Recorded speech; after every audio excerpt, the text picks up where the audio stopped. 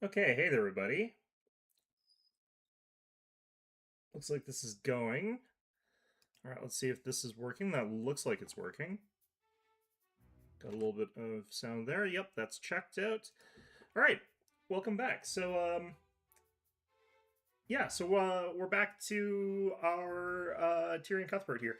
I had enough of a break after having played way too much Apollo Justice, by which I mean I finished one game. Um, I like that those games are relatively short, but I sure thought that they were shorter when I started that journey of I don't know why I still continue to do this to myself. Anyway, um, but yeah, so we're back to this one. We've got this case where, if I have to remember everything correctly, there was a massacre of like three of the people. Two of them were the pillar whatevers. There was also the murder of God. Who was the third person? Oh yeah, that guy that was about to get executed anyway. The guy from the first case. Um, so who else was there? It was just them. And there were a bunch of different murders that happened in a weird sequence. She went out of control and seems to have been maybe one of the people involved in it. And it's probably Eris's fault. She mentioned that she needed to be contained and put into anti-magic, but she didn't say that she had actually gotten Mage Blight, which is the thing that causes mages to go berserk. So that's my summary based on my recollection. It could be wrong. Several papers with haphazardly scratched notes were scattered around it. She was pacing back and forth, head lowered in contemplation as she stared at one of them. She didn't even notice us until I knocked on the bars to her cell. Mr. Cuthbert, and her grace. Steel's eyes stayed on the archduke before it turned to us. How are you doing? As best as I can, all things considered. What brings you here? We're trying to investigate everything that happened. I see. I was wondering if you could answer some of our questions. Still, I know your situation is pretty grim right now, but you know you can trust me. I know, but at this moment, I don't even know if I can trust myself. What? What happened? We heard you don't have any memories of what happened. Is that true? It is.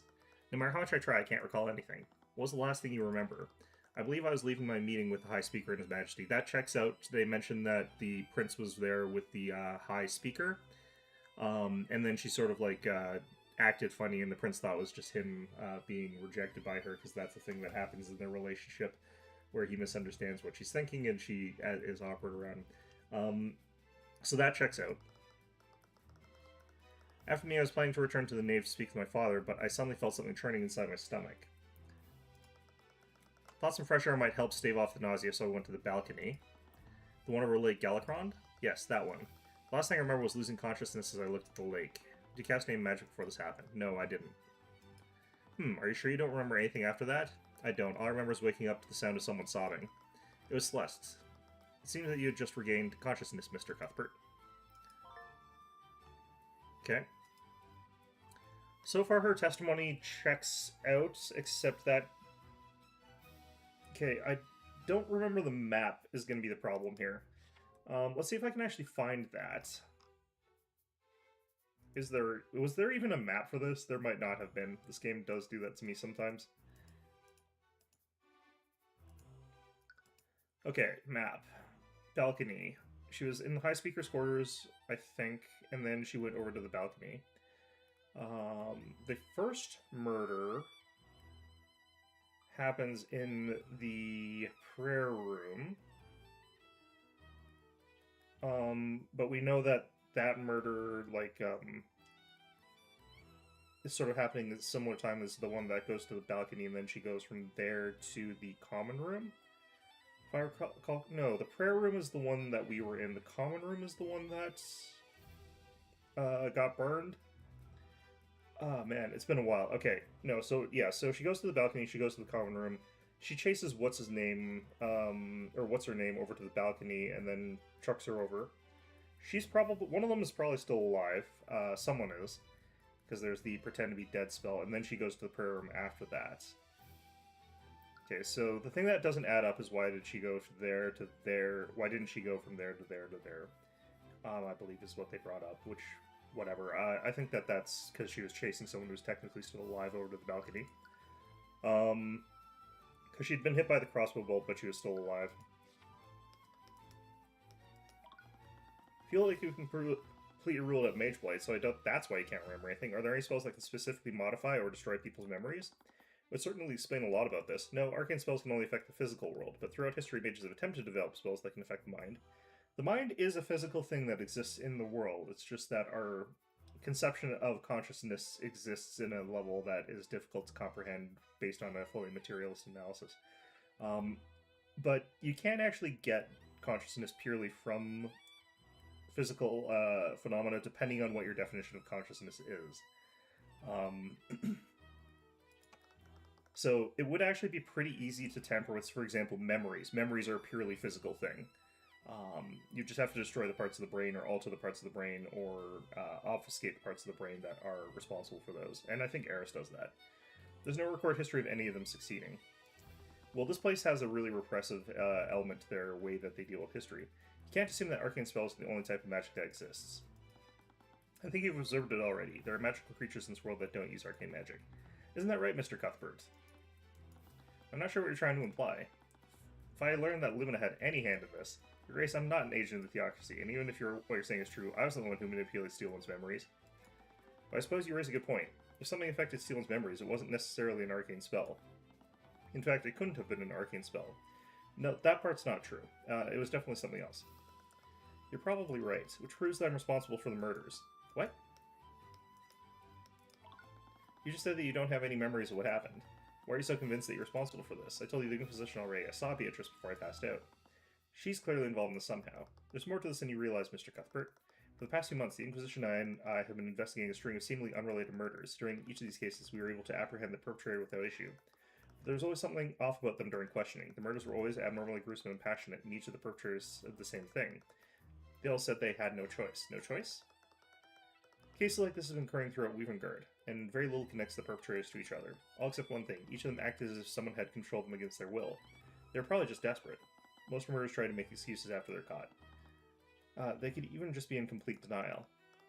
Orm said the same thing, but these cases were far too similar for me to ignore. I wonder if they were telling the truth. Perhaps each of these murders was committed by an unknown party. I didn't have any concrete evidence, but I knew it was getting close to something. The Purple Conspiracy, what? Steelin, I don't mean to be rude, but this sounds completely insane. You don't even have any physical evidence to prove these murders are connected. There's one piece of evidence, but it's hardly concrete, but it does tie each of these cases together. She took out a small parchment from her pocket and showed it to me.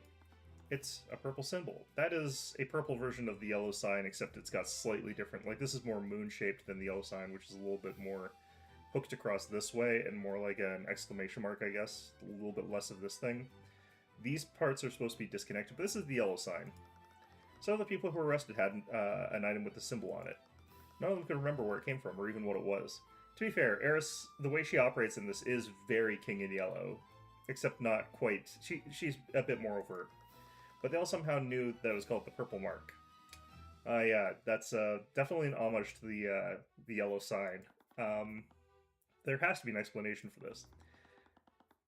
They even went for the exact opposite color on the color wheel. Like, they're clearly, like, this is just the most obvious homage to the yellow sign that you could get without just being like, this is the yellow sign. So does this make Eris the Queen in Purple? Probably not. She's not wearing enough purple. It could just be some esoteric superstition that we don't know about. Also, like the King in Yellow is a lot more subtle about his intentions. Like, he doesn't have those moments where he looks like cackling evil. If that's true, then ask yourself one thing. Where did I get this parchment from? You don't mean. I found it in my pocket after I was properly confined. This symbol must be a calling card of some sort. For all I know, they could have controlled my body and forced me to draw the symbol myself. This massacre at the cathedral is related to it. Okay. I don't want to dismiss what you said, but this definitely won't hold up in court. Nor should it. My mind has been compromised. I can't take the risk of leaving this dungeon. Otherwise, I could end up harming more people. Well, you can't exactly spend the rest of your life in this dungeon. Wait, are you serious? What about Aster? Were you two supposed to get married soon? He's the king now, and you can't just, rule Weavengard alongside him from a holding cell. You're correct, but he's always been a remarkable person. He should have no problem finding another suitress. I must think of his well-being, too. She's really sad about that. Arya? No. What? Your plan is terrible and I hate it. I'll just defend you and figure out what really happened. Mr. Cuthbert, I'm not going to risk more lives. Murder His Majesty, I would never be able to. Please don't ask that of me. So we could potentially, like, win the case without her going to court. Like, that's possible. She might be, We could even, like, move the court to, like, outside of an anti-magic bubble where she's, like, confined within that sort of bubble, and we can just sort of, like, relay things a little bit sort of indirectly. Alright. Sylvan was going to throw away everything she cared about. Even if she was the one who did all this, she's not the one who's responsible. That depends, again, on how they've codified the laws, and there's a lot of case precedent that says that she is the one who is legally responsible based on the way that the courts have treated the previous cases. So, her getting sort of special treatment on this would be a bit weird. When all the other people who were under that sort of part of that investigation were not. Although there is the implication here that since she was doing this big investigation into these cases, it's actually pretty likely that she had those people isolated, so that if they did figure out like what they were saying was true, they could corroborate that and then get them free potentially. But also, I don't know if she's got the power or authority to do that. But we'll have to see. Start arguing with her? Yeah, sure. Still an acts for the greater good of the kingdom, regardless of the amount of suffering she must endure in doing so. The greater good, she must care deeply for Aster and will do anything to protect him. However, she's still a rational person and will be receptive to logical arguments. She's got a lot of conflicting things going on, but, Sealand, are you seriously just going to throw your life away? If it were necessary, I would give my life for this kingdom, yeah. Someone control my actions today, they can and will do so again. A villain controlled my mind. And as long as that possibility exists, I can't trust myself.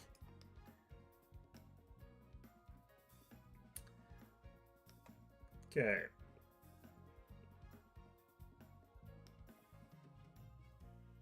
I think that both deflect and doubt are sensible here, because they're basically saying very similar things.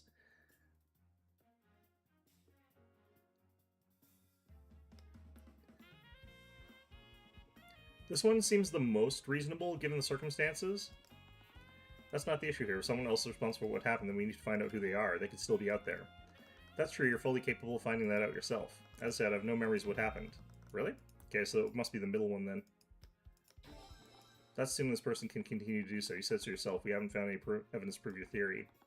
We don't know how this mind control works. We don't even know what this magic is. The reason I think that these are actually very similar arguments is the first and second one is, like, given these circumstances, it's still a reasonable assumption to assume that it can be repeated until there's proof otherwise. So she should still stay, if she's concerned about security, in jail until after they've determined it. So if Tyrion can figure out the first part, he can figure out the second part as well. So this is kind of like the same thing. Can't just drop this without finding out what really happened. Suppose you're right. But I doubt there was any goal to this. The person responsible is just a sadistic killer. I've been investigating these murders for months. The person behind this is a sadistic individual who wanted to cause as much suffering as possible. There's no way to connect them to this. Okay, I don't really like this here. This is probably this. I basically just started. I'm going to do this again. The perpetrator wasn't nearly as aimless as you think, and this proves it. My apologies. Oh, damn it. That does sort of prove that they're... I guess they're looking for, like, their overarching goal. I don't know what that would be. The thing that I think would potentially lead to some element of proof would be something like the targets here, where they've gotten rid of, like, Lloyd Von Sanctus and they've gotten rid of Coraline Sybil, but that leaves the question of why did they get rid of Garrick Pierce, because he's pretty irrelevant as far as, like, eroding the power of the and authority of the kingdom. You would have gone for, like, Garrick and, or sort of Lloyd and Coraline, and then you probably would have, like, tried to get rid of, like, Remus or Lucio. He wouldn't have been able to... He probably wouldn't have lost, though. Maybe Aster, but there could be some reason why they couldn't have done that. Probably because he's too heavily guarded. She wouldn't have been able to, like... Well, no, she could have easily gotten him during a couple moments there. So I probably have to actually look this up. The reason being, like, I don't have any, like, recollection of something that would make it obvious as to why they're doing this. It's been a while.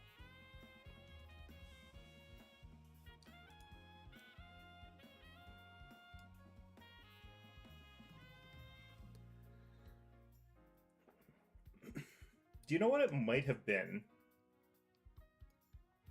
I guess they had to murder Garrick Pierce because they had to shut him up about something, so that probably implies that, like, Celeste is related to somebody. Who would she be related to? She's related to the Royals. We're going by hair color here. But that doesn't actually follow with this that perfectly, because, like, you got Leaf Frege, who's not got the blue hair of her family, and then you've got, like, the king, or you got Lucio. I guess because he's old. What is this game about? This is about a guy who is basically Phoenix Wright, but he's in a land full of wizards, so, like, the answer is a wizard did it to all the cases. Except, you know, they've kind of got firm-ish rules, kind of, maybe, on what is the rules for magic, so it's not completely, we're not completely screwed. We are in the case where they are breaking the rules for magic in this one explicitly, though. Okay, I have to look this up. It's been 3 weeks, and I can't remember the details of this case for this particular thing. I am guessing that if I'm going to throw this out there, though, I think that the correct answer is probably to point to, like, one of these three. Because getting rid of them is actually something that probably is a lot more meaningful than what you would normally have here. So let's go with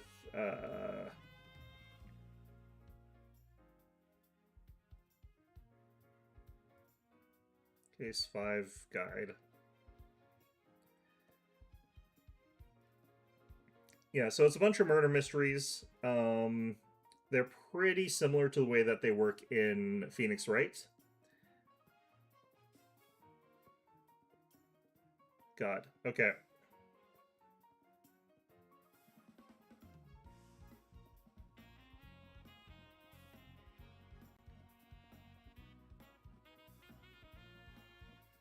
I think we're relatively near the first part of this investigation. God, it's been so long since I've actually done any of this.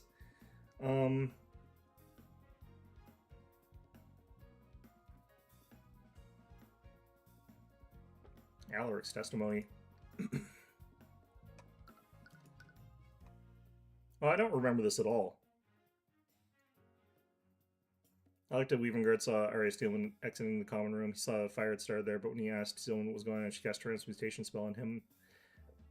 The spell blurred his vision, put him at daze. His ears were ringing, and he was unable to speak or walk properly. He could only move by crawling on the ground. Strangely, no one saw him while he was in this state. I want to double check something here.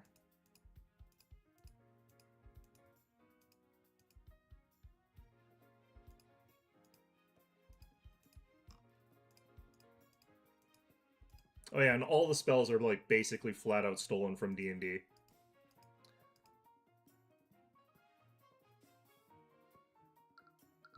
Nope. Okay. Word of this had very specific targets in mind. Both Prince Alaric and the High Speaker saw you when the murders were being committed. Not to mention they set a trap for Aster. What? Let's assume that someone was controlling you. They wouldn't have left Alaric, Arceus, or Aster all the A's. They don't kill people if their name starts with A. It's just their way of things. To cause as much suffering as possible. I suppose you have a point there. But even so, that hardly narrows things down. If someone were controlling me, they wouldn't need to enter the cathedral to use me. The perpetrator didn't need to enter the cathedral to commit the murders. Perhaps you're right, and the perpetrator only wanted to murder the 3 victims. There's plenty of people who might want to see those 3 dead. Wait, what am I arguing against here?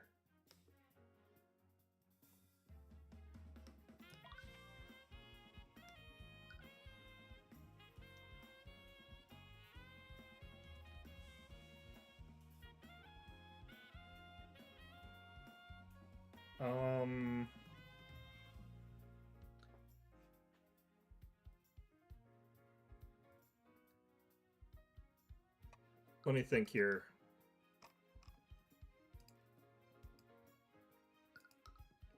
When was this done?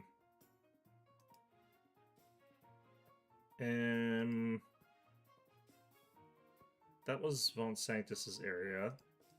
Marriage meeting.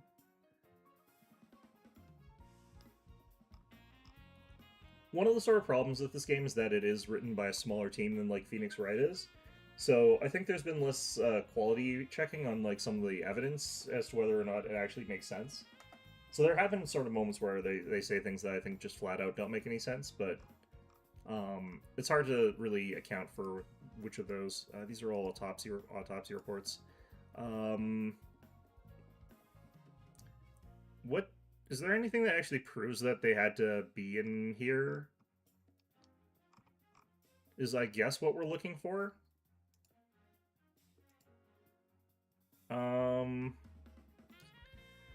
Okay, so let's check out her. Do we not have what the hell? Okay, well, shit. We don't have the Murderer's Spell Compendium, which is freaking wild. What the heck? So, the only thing that she doesn't directly do is set up the trap, but she might have set up the trap. Like, I don't friggin' know. What if she's got, like, the ability to cast Force Cage and Glyph of Contingency? If those are in, like, Steelwind's spellbook, then it's perfectly feasible for her to have done that too, but I don't know that because I don't have her freaking spellbook. Also, if they can control people's minds, and we know that, like, Von Sanctus has, Force Cage because he cast it, and I bet he's got, like, Glyph of Contingency, then... Oh, he doesn't. Okay. Well, that rules out that then. So it couldn't have been Von Sanctus that was mind-controlled to, like, make a Force Cage trap. But we don't know that, like, Steelwind wasn't mind-controlled to do that. Like, there's no reason to believe that. So I don't actually know. Because the stupid thing doesn't actually tell me. Okay, this is painful. I'm gonna get... do I want to just look it up?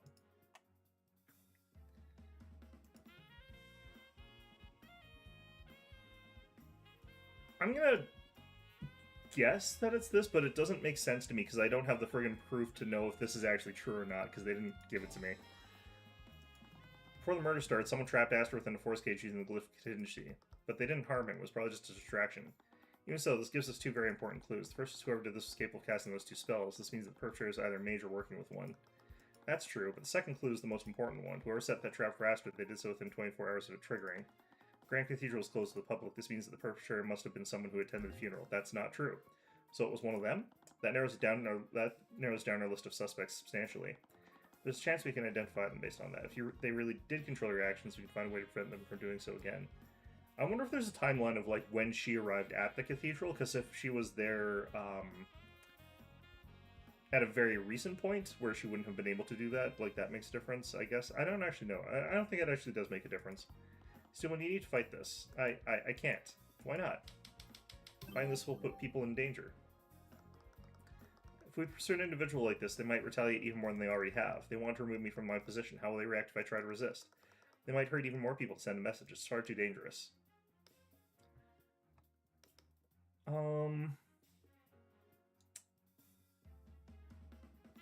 I feel like it's this, but let's check these other ones. I doubt someone like that will go that far. No, they will definitely. That one's definitely not true. You can't back down and face some injustice. You let the perpetrator get away with this. We're letting them know that their action will go unanswered. I think this one, probably. Where did this go to goal far bigger than you? And you had no guarantee that it will stop there. 3 nobles died today, and 2 of them were near the top of the political hierarchy. What if they decide to go after more victims? Who will they target next? Your father? The king? You need to catch them before they can do more harm. I know you're frightened about what might happen to the people close to you, but we can't let someone this dangerous get away with this. Even when you put it that way, I suppose I have no other choice. I don't actually feel like this defeats her initial argument, because she actually puts her faith in our ability to get this done. So, if we're talking about the fact that there's like a perpetual or continuous threat to those sort of people, she's sort of already saying, you go do it. Which, you know, to a certain extent is fair enough, because I don't think she's got, like, the ability to get out of here. Like, she can go to court, but I still feel like they can put up the safety contingencies to make it so she's, like, basically in an anti-magic cell anyway. I never realized it before, Mr. Cuthbert. What? You really have a bad habit of butting your nose into other people's business, don't you? Yeah, I suppose I do. But you're right, we can't let this go. I'll find a way to dispute this somehow. Thank you, Mr. Cuthbert. I think we've known each other long enough. You don't need to be so formal. Okay, like, this doesn't really help. Here's the thing, even if she refuses, to, defend herself, she technically could still just have a defender in court. I now agreed to fight this, but what is it? You're the most qualified attorney in the nobility. You'll definitely be able to make a case for yourself. As you probably know, House Civil controls the legislative and judicial branches of our kingdom. And they've nominated my father as the prosecutor for my trial. What? My theory of mind control is not substantiated by the evidence. We can't blame another kingdom's magic because of that. Everyone believes that I overspent my magic and gave myself mage blight. As a result, they blame House Steelman for the Minister of Justice's death. Now, the only way for him to redeem House Steelman is to convict me and sentence me to death. But he's your father. There's no way he would. This isn't the first time something like this has happened. When I was a child, my mother accidentally overused her magic and induced mage blight within herself. In a resulting psychotic episode, she massacred an entire village of commoners. Scaled Lord. House Steelman almost lost everything after that. To redeem himself, my father personally oversaw my mother's trial and her execution. That's what happened? My father values his duty to Weavengard over anything else. Nothing matters more to him than that, not even his family. I like to have confidence in myself, but I don't know if I can face him like this. Mr. Cuthbert, what are your stakes in all of this? What? You hate the nobility, don't you? So are you so intent on helping Miss Steelwind? Because she's innocent, what else is there to say? Mr. Cuthbert, it doesn't matter if she's a noble or a commoner. She's being oppressed by the politics of her kingdom like all the other clients. Well said. What? I, Remus Virgile, hereby grant you the privilege to serve as Miss Steelwind's counsel.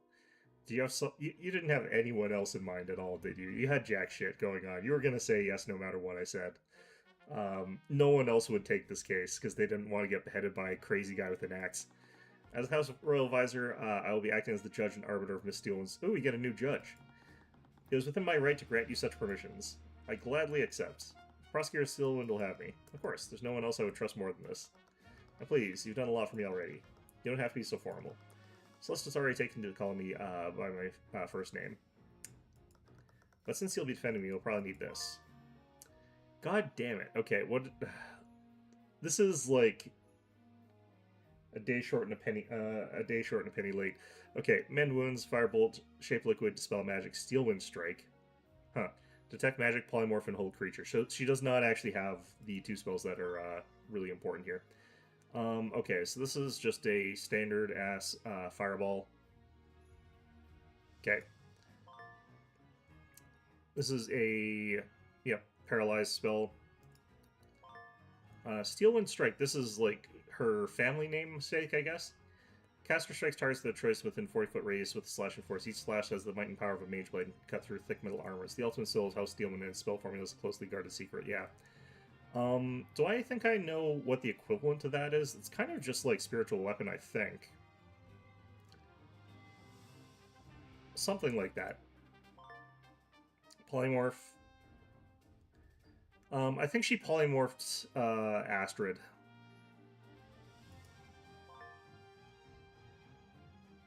Spell magic, yeah. That's so. We will hold the trial at my home, the city of Ladon. Ladon? Speak with Lucia. He knows the location well.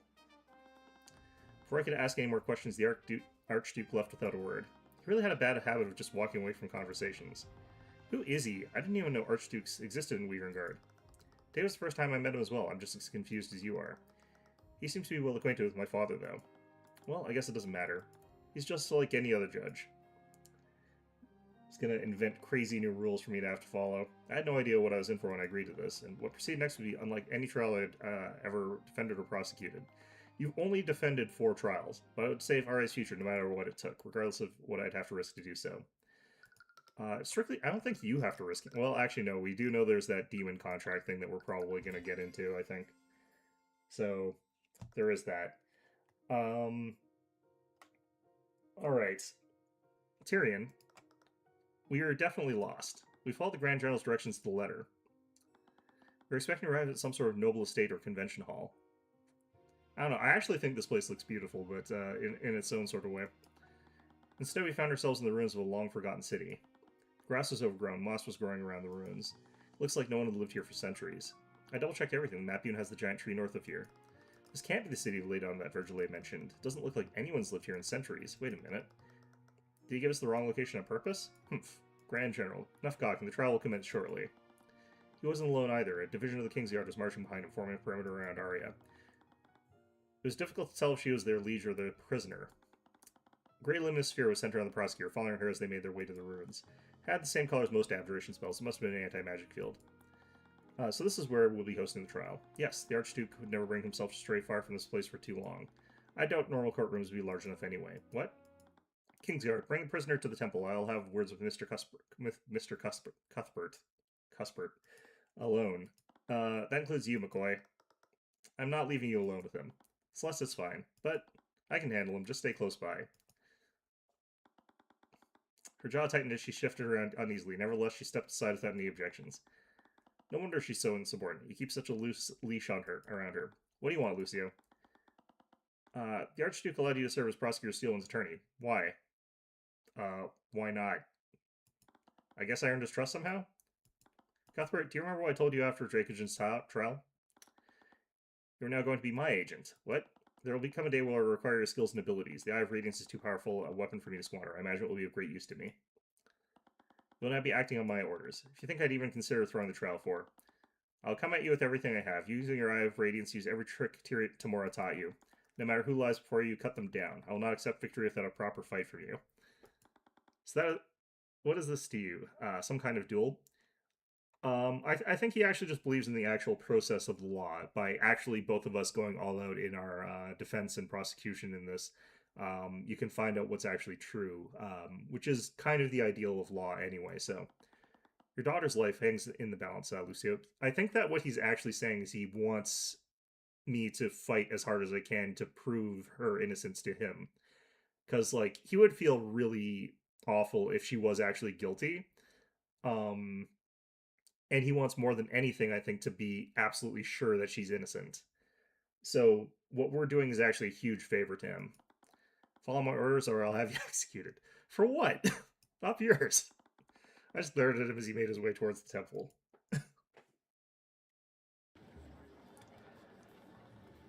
I like that they've still got people up in the galleys there. Okay. The ruins were filled with the nobles who were at the Grand Cathedral that day. This temple was ancient. It was basically falling apart. Moss had grown into every crevice. Insects were crawling everywhere, and I even spotted a few rats at some point. Nobles present looked like they wanted to flee as far from this place as possible, but the King's Guard blocked anyone trying to leave. Why'd they show up in the first place? The Grand General's expression was, why are they not allowed to leave? The Grand General's expression was blank but focused. He was acting like nothing was out of the ordinary. He'd taken his position at the opposite end of the room. It seemed that he truly planned to prosecute his daughter.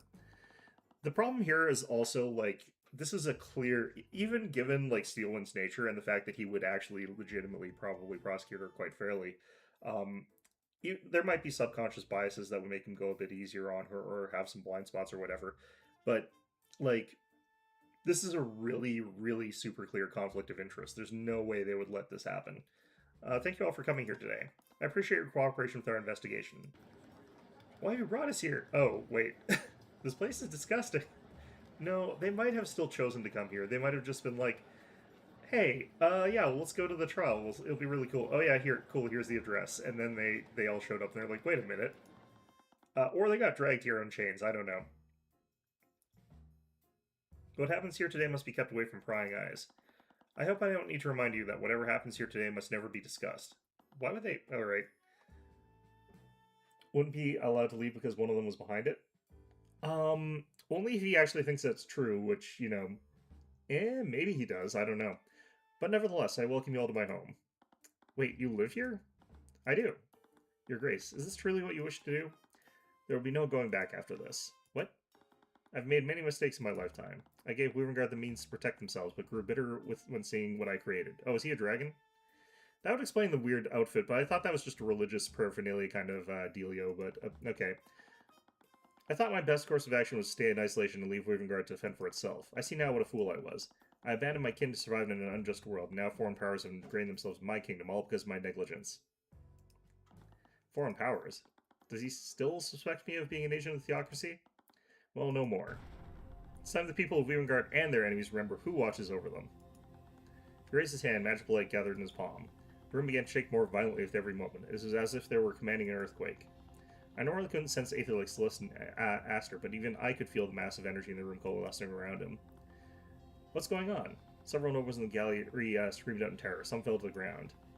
Whatever spell he was casting was unlike anything I'd ever seen before.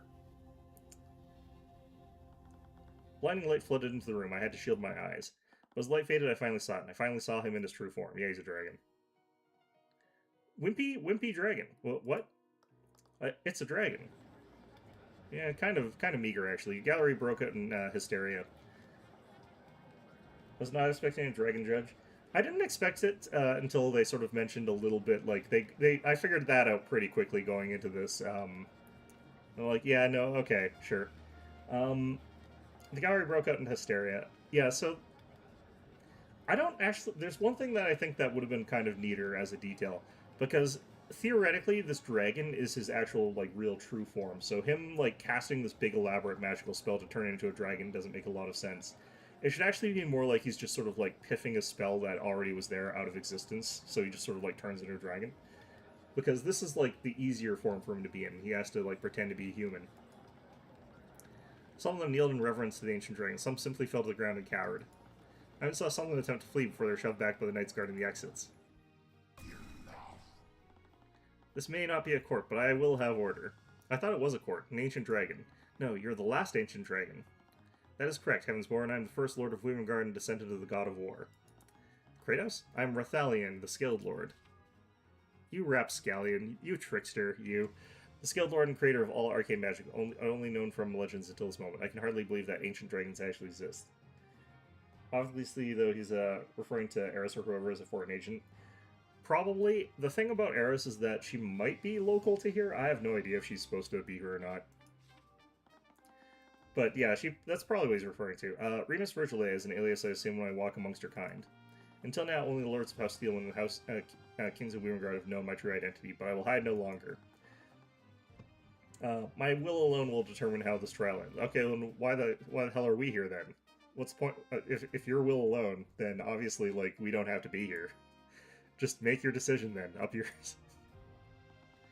According to these legends, dragons can't die of old age. Presumably, he'd still be alive. I wouldn't be surprised. Despite everything, the kingdom includes him in our constitution. Wait, really? As savior of kingdom, he and his kin were given an honorary position in our kingdom. The skilled lord made Weavengarde what it is today. He is given authority that befits such a legacy. You're the only individual with the authority to convict any and all of the nobles here. Make no mistake, Mr. Cuthbert. I'll remain impartial regardless of what transpires here. I will not interfere in this trial, nor will I try to manipulate its outcome. I will only mediate its proceedings, and pass judgment when necessary. Even in my human form, I have always had the strength of an ancient dragon. Well, that's certainly terrifying. She controls demons, definitely lord of a different realm.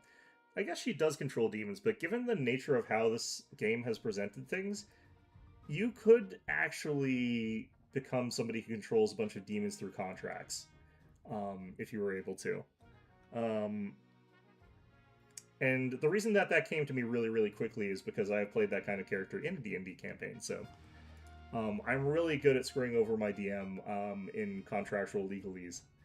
Also, she's implied to be ancient. Yes, she is implied to be ancient. Actually, she outright says that she's quite old, but I don't know if she's as old as Rathalion here. Shall we proceed? Sure. Of course, Your Grace. The prosecution is ready. He really needs to get that axe fixed up. Dragons aside, this was like any other trial. The defense is also ready. Some sort of equal type being the ancient dragons and whatever Tyrion is descended of. So she might be equal. She might be sort of like rock, paper, scissors, like in a different sort of vein, like very, very powerful, but in a completely different way. Or she might be weaker, and that's why she acts in more subtle ways. But yeah, it's unclear. If she ends up not being the foreign agent, I'll be surprised. It's a decent chance, but I'm not going to rule out that there's other people that are here that are also pissing him off. He's a dragon. He can be pissed off at what he wants. I'm sure we're all thoroughly aware of why we gathered here, but for the sake of doing this properly, could you please list the charges, Lucio? I also don't know if Rathalion actually is aware of Eris. Like, if he was, I feel like he would have taken more direct action. Just thoughts of being, yeah, that's probably reasonable. I think that, like, even him, if there was, like, a demon lord that was sort of manipulating things from behind the scenes, and he was actually aware of them, there's a good chance that he would have acted in some capacity. Like, maybe not still, but I feel like even a hands-off sort of like a DoD dragon would view that as a situation where they would have to act. But, I don't know, maybe not. Maybe he only just recently has realized that Eris is here. The defendant, Ari Steelwind, is charged with several counts of manslaughter. Her victim includes many knights from the Kingsguard who remain unresponsive. I think that's why he stepped in now. Maybe. That may be it. And of course, there's Lloyd von Sanctus and Caroline Sybil, the Duke of Commerce and the Minister of Justice, respectively. What is this farce? The trial has been over before it began. Lacey clearly overestimated herself. Even a child's known to be aware of mage blight. No, don't you see? This is Bahamut's judgment. The divine power that be clearly thinks she's unfit to rule at the king's side. Might I remind the court of my own testimony? I witnessed Beatrice Frege enter the prayer room before I lost consciousness. Isn't it suspicious that this occurred around 15 minutes before Pierce's death? Objection! You only caught a glimpse of her. You don't know if it was someone else disguised in an illusion. You don't even speak. You didn't even speak to her. That's all more reason to call her to the stand to explain herself. She has already testified that she has no memories of what transpired during the massacre. There's no need to drag this out any longer than necessary, Cuthbert. My client has the right to a fair trial, and Beatrice is involved in clearing implies some greater plot. Enough. I find Mr. Cuthbert's request to be reasonable. I agree that Lady Freya's actions are quite suspect. Very well, let the defense have its battle. I only hope for his sake that his blade strikes true. I think this is coming in a little bit too early. Why is everything a combat metaphor with you? Because he's a guy that goes around killing things. Is he actually a trained prosecutor? Does he know what he's doing? Beatrice? I'm glad you're safe, Mr. Cuthbert. No, you're not. Not for lack of trying on your part. I have no memories of what I did. If I hurt you, I'm truly sorry. Her testimony here is actually really interesting, because, like, I thought she would be more in on it. Like, I think maybe she was actually in the same sort of phase as what Arya was under. She actually looked pretty sincere, but it wasn't as if it was the first time she lied to me. Because her testimony doesn't actually clear her. This is actually something that implicates what Tyrion is saying as being more likely to be true. To be honest, I'm still a little doubtful about your memory loss. I'm not the only one who experienced it. Arya also lost her memories of what happened. And how would you know that? Regardless, if you truly remember no memories of what you happened, could you testify about what you do remember? Very well. We should be asking her familiar the information here. Well, I know that she's being used in some capacity by Eris, but I mean, I think that she was being, like, mind-controlled in the exact same direct way as Arya. Like, I don't think that she was being, working in collaboration with Eris like she did in the previous one, because she remembers everything she did in the previous sort of case. But in this one, like, it seems like she's being directly puppeted, like, mind-controlled in the same way that Arya was, which is a very, very different thing. I was with my sisters and my guide, Eris Ilmater. I was speaking with them in the garden when I suddenly felt ill and lost consciousness. When I woke up, my sisters found me. They said I was gone missing for over an hour. I was confused when I later heard what happened. I realized that someone must have taken control of my body. I have no memories of what happened, and from what I understand, the same thing happened to Arya. And to make matters worse, there's nothing that indicates who may have controlled her actions. There was something off about the way she was testifying. She was actually being a lot less vague than I was expecting. What was she doing? Yeah, against her will this time. She was surprised to be alive still and didn't seem happy about it, if I recall correctly. She seemed pretty melancholy, because I don't think that she's actually out of the woods completely. Like, it's probably she's still going to die pretty soon, but she's going to just get used up first, is I think what's happening here. Yeah, like, she's being a lot less vague than I was expecting. What was she doing? She doesn't technically have anything to hide in the same sort of sense as last time. What's interesting is that this also actually indicates more truth to our theory about it being... It's clear. Well, to be fair, I guess everyone's going to die eventually, but I mean, I meant soon, you know. She's been missing since the massacre happened. I really hope she's okay. I'll make no mistake, she's definitely okay. What makes you so sure? Do you remember anything about what happened to her? No, but it's just a feeling. Enough about that peasant. Tell us about what happened next, Frigga. Not enough about that peasant. This is vitally important. I was speaking with him in the garden when I suddenly felt ill and lost consciousness. If they were with you, shouldn't your sisters have noticed this? According to Leaf and Miriam, their pet dog was running amok in the hallways. Yeah. I'm just quoting The Simpsons, actually, is what I'm doing. They left the witness with Ilmater to chase them down. Or paraphrasing, I can't actually remember the exact line. And when the sisters returned to the garden, both Beatrice and Ilmater were gone. Do you remember anything after that? Oh god, that was so fast. I didn't catch what she actually said. No, I really want to remember, but I can't. When I woke up, my sisters found me. They said they had gone missing for over an hour. Where is Eris? She always seems to be able to do that from wherever she wants to, though. I have no memories of what happened. No, none at all. I can only imagine what I was forced to do while I was unconscious. Forced? What do you mean by that? I was confused, but when I later heard what happened, I realized that someone must have taken control of my body. So you're also saying that someone else controlled your body? Yes, it's the only explanation for why you saw me in the prayer room. Absolutely ridiculous. You're clearly spinning a fairy tale to absolve yourself. Absolve herself of what? She's not been accused of anything. Like, his accusation here makes no sense, because she's not currently in trouble for anything at all. And, like, we're not accusing her of a single crime. So her saying that she actually did do it, but she wasn't in control of her body, would actually make her way more suspicious than simply saying, like, yeah, no, I didn't do anything. I have no reason to trust her, so why did I feel like something was wrong? Think what you will, but please believe me when I say.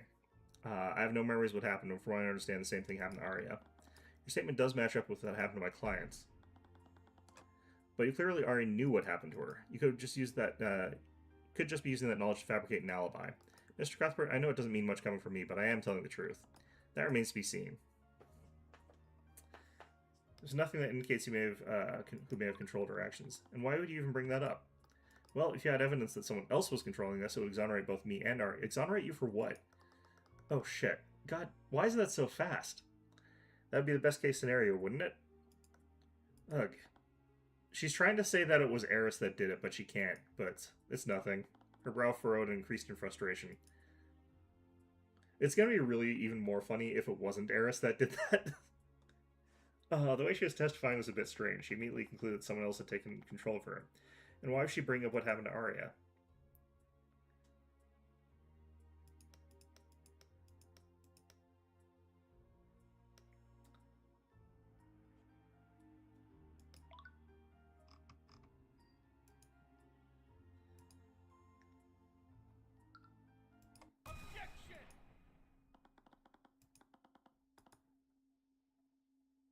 I found the contradiction, but she might as well have dropped it into my hands. Beatrice, you said there's no indication of who orchestrated this, but there's one piece of evidence that does just that, albeit loosely. And what would that be? This symbol. I pulled out the parchment that Arya gave me. It had the purple mark on it. Maronath, what are you doing? He looks like, oh shit, not that. What's wrong? He's suppressing our connection. Connection? I can't actually see what you're trying to show me. Maronath, can you stop being petty and just let her see it? I don't take orders from you, Heavensborn. I wonder, Mr. Cuthbert, what is on that parchment? You see, Beatrice, Arya's been investigating a string of murders throughout Weavengard. These murders appear to be unrelated, despite how gruesome they are, but they all share one thing in common. The symbols found at each and every crime scene. Don't tell me my daughters were up to into her little conspiracy theory. See how they're going to work through this one? That's pretty cute. Well, we'll see, but yeah, probably.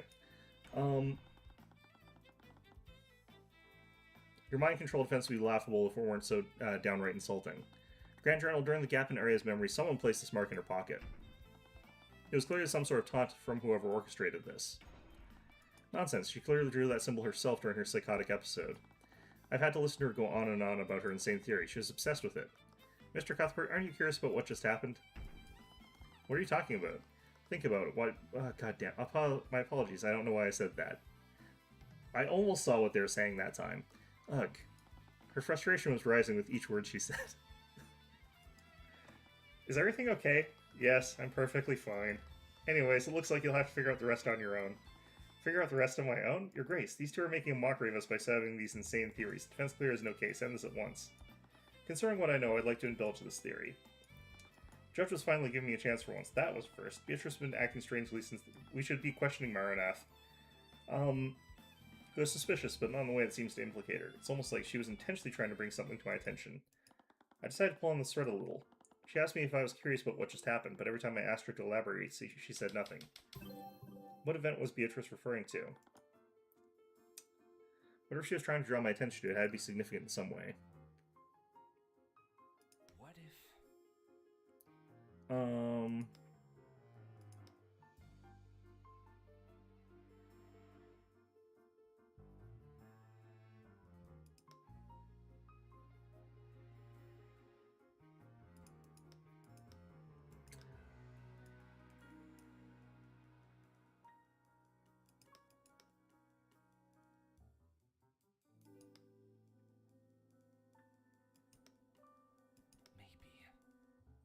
Is it this?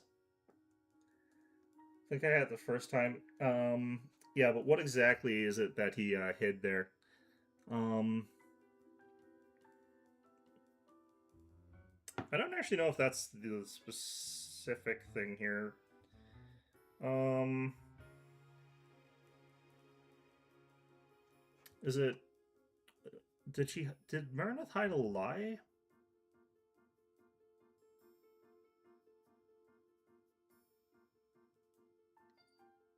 It's probably this. I always worry that I've got like a weird little bit on the actual like phrasing here.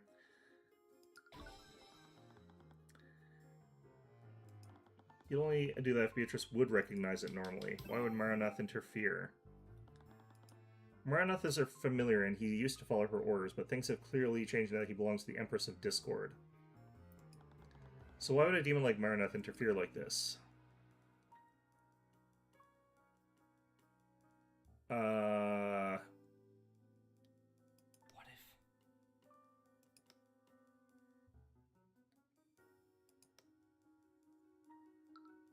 if? This, maybe?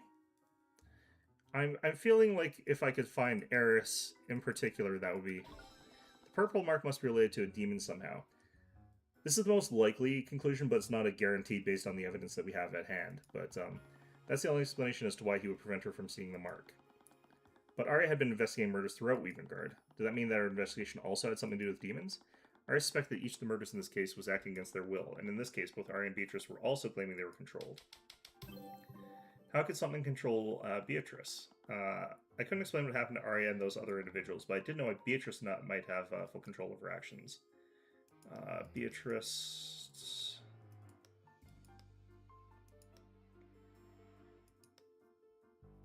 Beatrice lost control of their actions due to a blood contract. So this is what I think is probably likely. I recalled what was written on Beatrice's contract during her trial. It said what would happen if she failed to claim House Freyga. Her soul, her mind, and her life would all be claimed by the Empress of Discord. What does this tell us about Arya? If this Empress of Discord owned Beatrice's mind, would that mean also... would that mean they could also control Beatrice against her will? But if that were true...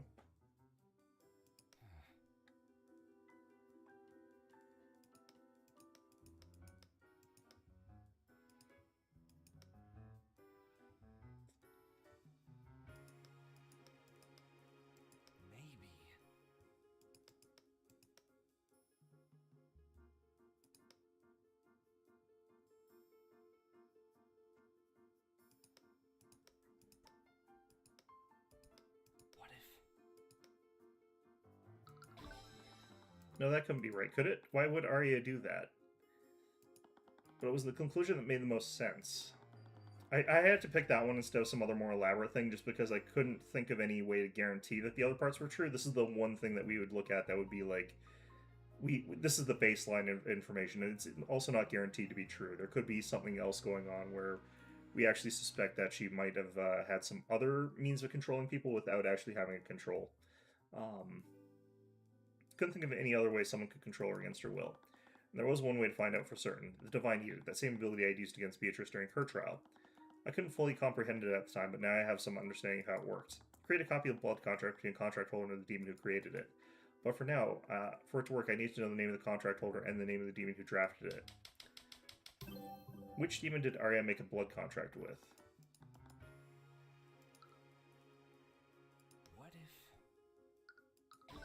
So-called Empress of Discord. She was mentioned in Beatrice's blood contract, but I still had no idea of who or what she was. This is where that indirect blood contract comes in, for where that one guy lost his whole lineage to Eris. Yeah, it could be that, or it could be like she, because of her job, like signed a paper and it turned out to be a blood contract. I'm not sure about the specifics of how that would work potentially, like how specific you'd have to be in terms of signing one of those, or how knowledgeable the signatories have to be of the fact that they're signing a blood contract. But, you know, there's possibilities she was simply tricked into signing that as well. Certain that this will tie back to her mom, that's definitely possible. However, she was mentioned in a blood contract created by Marineth. Was Marineth her subordinate in some way? That might explain why Marineth didn't want Beatrice to identify the purple mark. I wasn't sure if a pseudonym was enough, but it was the closest I could get with what I knew so far. Been awfully quiet for a while, Mr. Cuthbert. He's probably imagining new ways to futilely stall for time. I think I finally figured out why the witness and the defendant can't remember anything. And it could also explain why they didn't have control of their actions. Humph, again with this? If you're so convinced of my daughter's conspiracy, why don't you prove it? I knew it. Even you don't believe in the nonsense you're spouting. Lord Steelwind, I want to be wrong about this. If I'm right, the implications don't bode well for anyone involved, so instead of telling you, I think it would be better to show you. Empress of Discord, wherever you may hide. It's about time. By the Eye of Horus, I issue upon you a divine edict. Release thy guards and manifest your blood contract with Arya Steelwind. This is like basically the divine magic version of I subpoena you. Alright, anyway, the blood contract seems strange. Unlike Beatrice's contract, it's only one page. Even stranger, there's a large empty space at the top half of the page. There are only a few sentences at the bottom. For the intentions of this contract, the person who hands the contract to Arya Steelwind will be referred to as the patron. By signing this contract, Arya Steelwind surrenders her mind, body, and soul to the patrons. Contract will bind Arya Steelwind to the patron so long as they both live. It is signed with Arya's signature. Yeah, so she got tricked into signing something that she wasn't supposed to. Narrative symmetry and guilt resolution where Lucio desperately wanted his wife to be innocent but couldn't prove it, and losing here would redeems him. That could be how they go with this. But it seems like this is actually a case where Arya signed it without knowing what it was. This can't be true. This is... So the question is, like, why is the half of it missing? Does that mean that it was, like, deleted, or does that mean, like, it was expunged or nullified by something, or what? Stop prowling amongst yourselves. No, this is a sham. This wretch has used magic to create a convincing fabrication. It's genuine, Lucio. I can sense it. It's impossible to falsify something like this. You can't deny the truth anymore, Grand General. There is a way to control someone else's actions. Arya Steelwind wasn't affected by mage blights. She was controlled against her will, and her memories were overwritten. Why? I don't know why he's pissed off about that. With this evidence, there's no doubt that Arya did sign a blood contract, but it still doesn't make sense. I agree. Even if Arya was the type of person to make a deal with a demon, there isn't a single part of this contract that benefits her. Why would Arya sign this contract?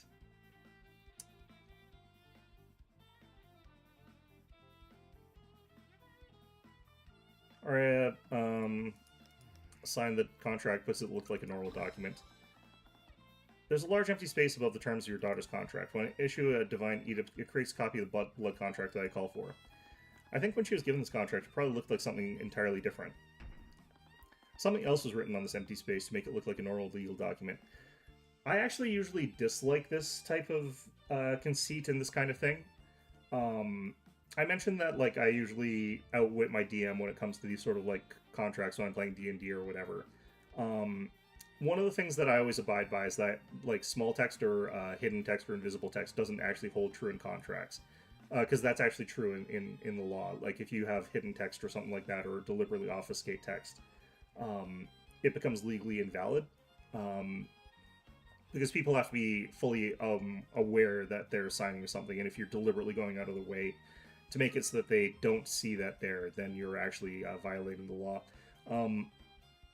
So, this, generally speaking, even if you go through, like, most editions of D&D, this kind of small print is actually not something that devils use, and devils are the ones that use contracts. Because that's not really outwinning anybody. That's literally just cheating, which is something that they don't really do. But this is Eris, so she's like not a devil, she's a demon, so... which means that my client was not in control of her actions that day. Objection! Enough of this, all of you. Do you see it now, Grand General? Your daughter was not responsible for what happened. That remains to be proven. What are you talking about? She has a blood contract that relinquishes control of her free will. Not having control and not being responsible are two very different things, Cuthbert. What? I'll admit, the defendant may not have had control of her actions when she murdered the victims. However, she did have full control of herself when she signed this contract. Are you serious? No one in the right mind would willingly sign a contract like this. And what of Beatrice Frega? Was she in her right mind when she made a contract with the demon Maranath? Yes, because she was gaining specific benefits and she wasn't being tricked into signing a contract that had hidden clauses, whereas Arya's is invalid because she was. So that's why I was saying there's important differences between the two. Like, Beatrice's contract is kind of interesting because it was positioned to benefit everybody involved. with harsh punishments if she failed to do the thing that would have benefited everybody. So it was like a huge gamble on her part, but it was a beneficial gamble. If we can't hold the defendant responsible, surely we should also acquit Lady Freyja for the murder of her father. No. But we also should not have found her guilty for the murder of her father because she wasn't the one who murdered her father. And I still disagree with the fact that you could convict her on conspiracy to commit murder because, again, she didn't ever do a direct command to commit the murder. You could at best say that she implied that it was okay for someone else to murder, which does give the idea that maybe that means that she's encouraging that to happen, but since she's not giving any payment or direct remuneration, she can't even be held liable for assassinating that person. So, or having hired an assassin to take out that person. So the specifics of that are very different. We should acquit her because the law is not currently likely written in a way that would have her found guilty for murder because she wasn't the one who murdered him. But in this particular case, yeah, there's a very distinct difference between contract law where someone's been tricked into signing something and where someone deliberately signs something knowing what's on there. That's hardly the same thing. I, for one, fail to see the difference. Well, yeah, that's because you're an idiot. A fool made a deal with the demon, and as a result, several esteemed members of the nobility were killed. Now, what you can actually blame her for is that since she's a prosecutor and she should be carefully reading documents, that she is guilty of criminal neglect leading to murder, or leading to death. Criminal neglect would likely have a very, different penalty as compared to, murder. Because we're no longer even in manslaughter territory. We're now, literally in... you didn't read a document closely enough, and now someone died as a result of that. That is potentially criminal neglect. That is a problem. But the penalty for that would never be, death. It wouldn't make any sense to make that the penalty for that. So she could end up being in jail for, a while, but...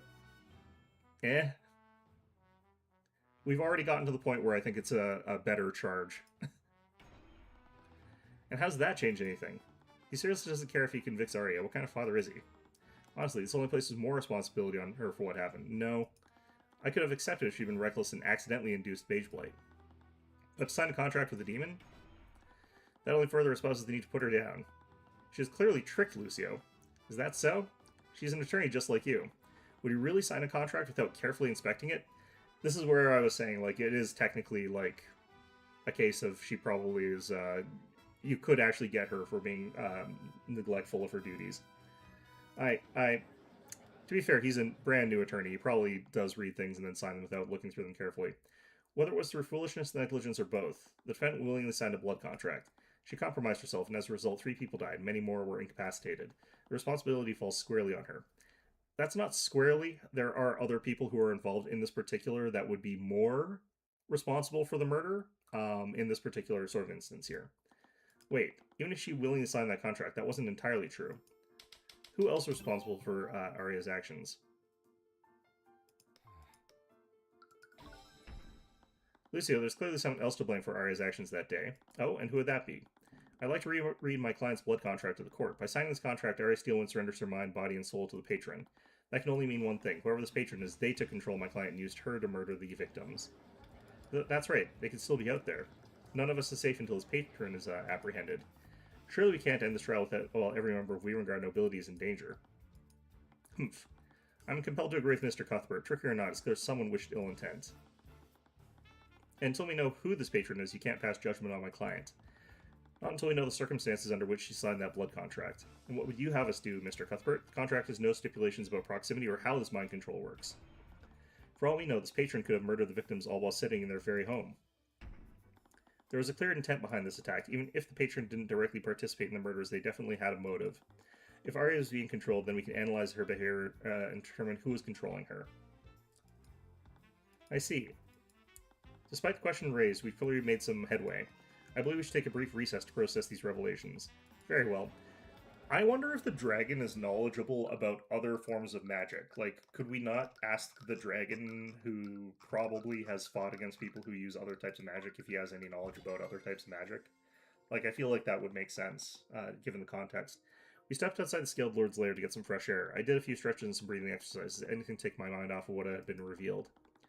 Celeste silently sat on a rock near the ruins, her eyes looking down. Arya had become a close friend of hers over the last few months. She was probably taking this harder than anyone. Arya, I'm so sorry. Don't be. She couldn't find the words. She just sighed and sat down next to Celeste. She'd always been stoked, but it was clear even she was at her breaking point. He does clearly know Eris. He recognized the Empress of Discord moniker. That is true, yeah. I can't imagine what you're feeling. They might actually be, like, really old rivals or something like that. So, I still don't know for sure if she's operating here with his knowledge currently, but I think you're right. He probably is acting now because, like, he recognizes the modus operandi of Eris, or he recognizes that she's around. If I had to guess, like, he's fought her for a while and knows about the way she acts to some extent, but maybe not. We'll have to find out. I can't imagine what you're feeling right now, but it's not as hopeless as it looks. We can find out who did this to you. We can still save you. Do you remember if you signed anything recently? No, I don't. Damn it all, for all we knew, it could have been any of the documents she signed while she was doing her job. I still don't understand. I would never be that careless. As much as I hate to admit it, Lucio was right. You're an attorney like me. We always carefully look over contracts before we sign them. Here's what this probably was. She probably received a document from somebody like her mother or something like that. It wouldn't be her mother. Well, it could be. It actually could be. But it could be somebody like got her to sign a document. At which point, I just realized something as well here. When did her... I need to look at the timeline again. Okay. But yeah, it could very well be that somebody who, like, she trusted... Oh, you know what? Let me just check something here.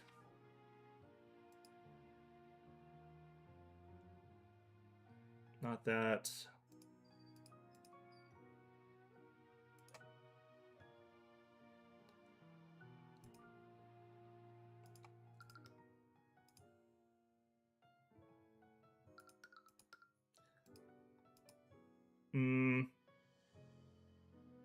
I think whose testimony was this? Where's the prince's testimony?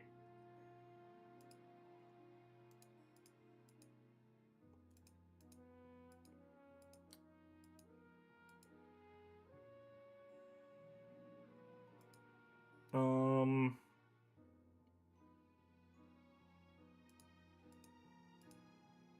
245. So here's... Yeah, I was thinking, like, maybe it was something that she signed back then, but here's what I'm also potentially thinking. There's a possibility that while she was signing her wedding documents, because she's always distracted when she's around the prince, and she would be super distracted when she was with the priest looking over those, she might have signed it then. If that's the case, then the patron would actually be this guy. So as long as he's alive, that would nullify her ability to act independently. Like, because my thinking is that she would normally be really good at what she's doing, but she would actually be, like, super frazzled during that moment. There is also the possibility she did that, like, when she was a kid. Like, I think that that's actually reasonable. Like, someone who she really trusts, like, said, hey, sign this document.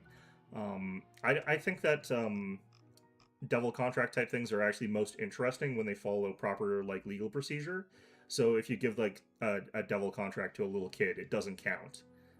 It doesn't do anything.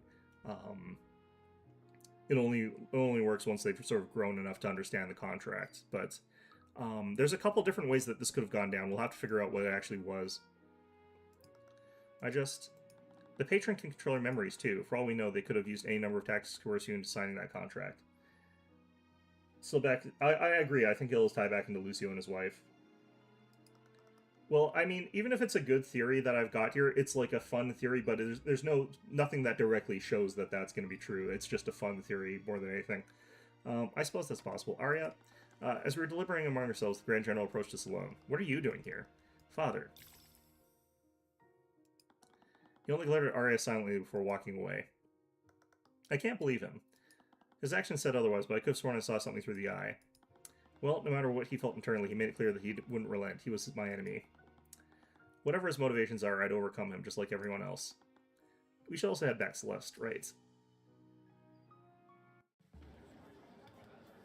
Yeah, it's kind of weird though that I can't get the timing of those specific events because if like if my theory is the correct one, I would like to have better timelines on that sort of stuff like than what we got here. Course now resumed. Shall we pick up where we carried off? Your Grace, I think we should review what we do know about the murders. We do have a plethora of witnesses to work with. Let's start from the beginning. It all began at noon yesterday. I was at my house in Wraithelm with Arya and my bodyguard Celeste. I was speaking with them and a courier suddenly delivered a letter to my home. It was from Garrett Pierce. He wanted to meet with me and Celeste at the Grand Cathedral of the Scaled Lord. Wait, let me just check something as well here. It's almost like he signed a blood contract and is forced to prosecute us fully, but wants you to beat him. That could be true. I kind of think that's probably... What the filters on this? That's actually really funny. I hope you understand. I would never contact you unless I had no other choice, but I know the truth behind McCoy's true parentage, and I'm aware of how vital this information is to you. As you know, my execution is scheduled for next month, and I'm running out of time. I didn't realize that we were... Okay, so I didn't realize that we, Celeste, and Arya were all together at the time of this... I think this letter might have been for Arya. So that's interesting.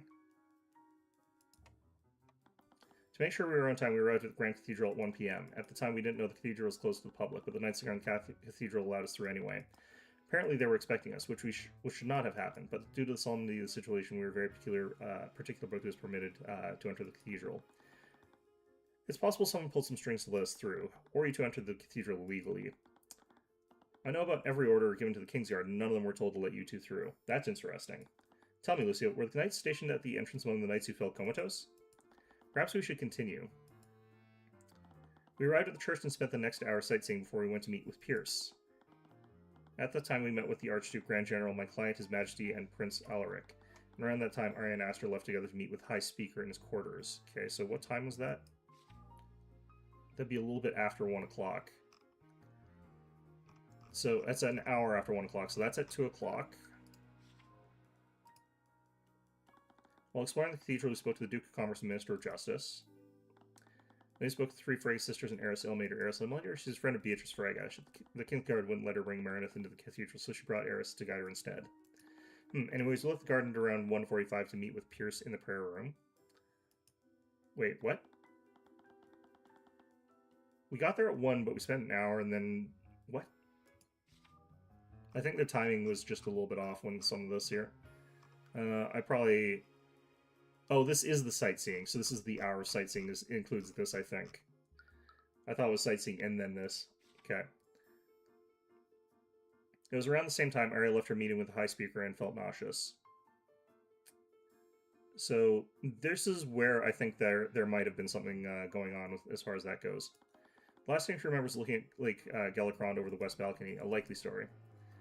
Regardless, at 2 p.m. Aster went to pay respects to his father's body. Unbeknownst to him, a major placed a glyph of contingency in front of his father's coffin, set to trap him with a force cage. What a despicable act. Considering what followed, the attack on His Majesty must have been a diversion. It was also at the time that both Beatrice and Eris went missing. Considering the timing of it all, someone must have taken control of Beatrice's body after the trap on Aster was sprung. Are you saying this patron controlled her as well? No, I don't think so. According to her contract, her mind belongs to the Empress of Discord, not the patron. Furthermore, Arya's blood contract was created by the Empress. I believe the patron and the Empress were in league with each other, but they are two distinct individuals. That's likely. Wonderful, another demon we have to... This might not actually be a demon. The patron does not actually have to be a demon. At that moment, the patron and the Empress had all the pieces they needed. Given the name, I actually think that we're looking at... I think that it is actually likely to be Theon Archeus. That the patron is the kind of name that you would pick for a guy like that. That's when they began the massacre. Patron took control of Arya's body and Von Sanctus' murder at 2:05. Whether it was intentional or by accident, oil spilt from the lanterns in the common room and fire started. Theon is seeming stuff. Yeah, he is, but I'm gonna reserve judgment because like right now, like we've got the reason to believe like why it's possible, but now we have to sort of see if it's true. Like those are different things there. In reality, like there's so many opportunities throughout her life that she could have accidentally signed something that she wasn't supposed to.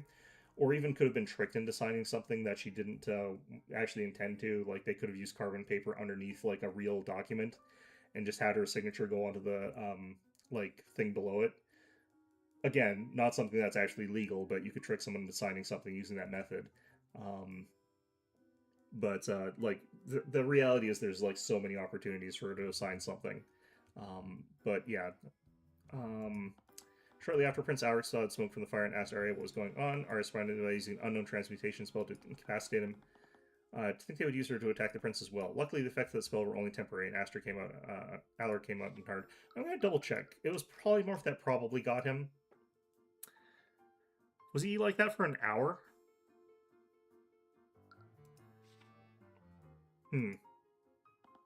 After this, patron used Arya to murder Sybil at 2:15. She brought Sybil's body to the westward balcony where she dumped it into Lake Galacrond. High Speaker Archaius witnessed this, but he wasn't aware of what she threw off the balcony until much later.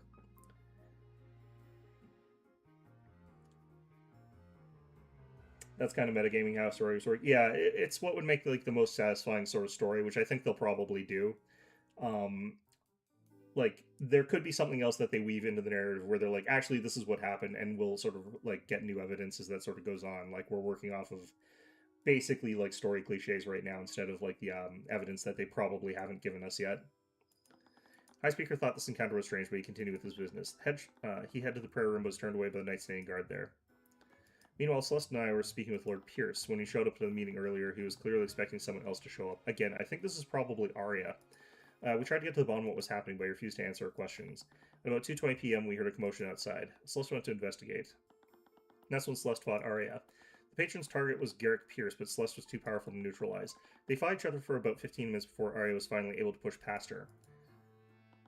During their fight, the Empress sent Beatrice into the prayer room. She probably had Beatrice cast invisibility to move undetected. She then used her to cast a sleep spell on Pierce and me to knock us out. I remember checking the time close to when this happened. This must have happened at 2:30 p.m. If your testimony is correct, Beatrice Frey was actively used in this plan. Yes, and considering how quickly the massacre unfolded, the Empress must have been coordinating with the patron. Considering how oddly some of the knights were acting, it's possible they had other accomplices too. They probably planned how they would use Beatrice and Arya to carry out the murders. Anyways, after Beatrice knocked us out, Arya finally pushed past Celeste and entered the prayer room. And before Celeste could catch up to her, she'd already murdered Pierce. Arya and I were already unconscious by the time Celeste entered the room. The patron and Arya achieved their goal of murdering the three nobles, so she probably fell unconscious when they released their control over her. Arya and I regained consciousness shortly after. That's when the Inquisition arrested her for the murders. Lord Pierce was one of the victims. Your meeting clearly had more significance than I had realized. Did he not know that? So tell us, Cuthbert, what was your discussion about? Just tell it. It's fine, you can tell them. Alright. For the past few months, Celeste and I have been investigating who her birth parents are. I recall receiving many complaints about her during the Lord's Ball. Supposedly, Garrick Pierce had the information we were looking for. The letter he sent us said that he wanted to trade this information for his freedom. I assume this meant that he wanted me to be his attorney. Do you honestly expect us to believe that? Why would he ask for help from the attorney who indicted him in the first place? We thought the same thing, and when we arrived for the meeting, it was clear I wasn't the intended recipient. That means that Pierce sent the letter to someone else. You better not be lying to us, Cuthbert. Frankly, I don't care much if you believe me. Regardless, if you examine every action Arya took, we can build a psychological profile of the patron. One can often learn a lot about a person by how they approach combat. To begin, the defense would like to call the Commander White to the stand. His testimony might share some light on how Von Sanctus and Sybil died. Despite all these witness accounts, we still don't know how Pierce was murdered. Yes, he was impaled through using a blade magically frozen from his own blood. I want to double check something. Did she... She does have Shape Liquid, so she can do that. She does have Firebolt, so she could do the other one.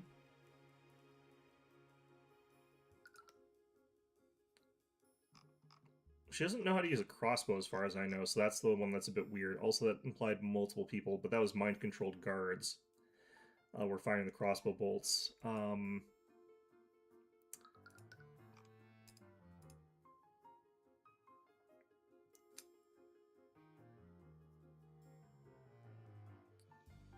So suffocation isn't the same as drowning.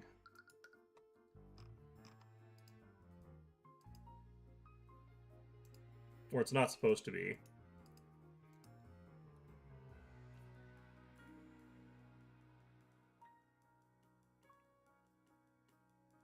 This usually doesn't actually strangle you or anything. Like, it's not an actual physical hold, it just stops you from moving, so it's not that.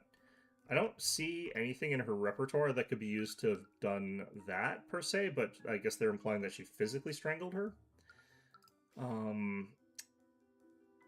But... This is also, like...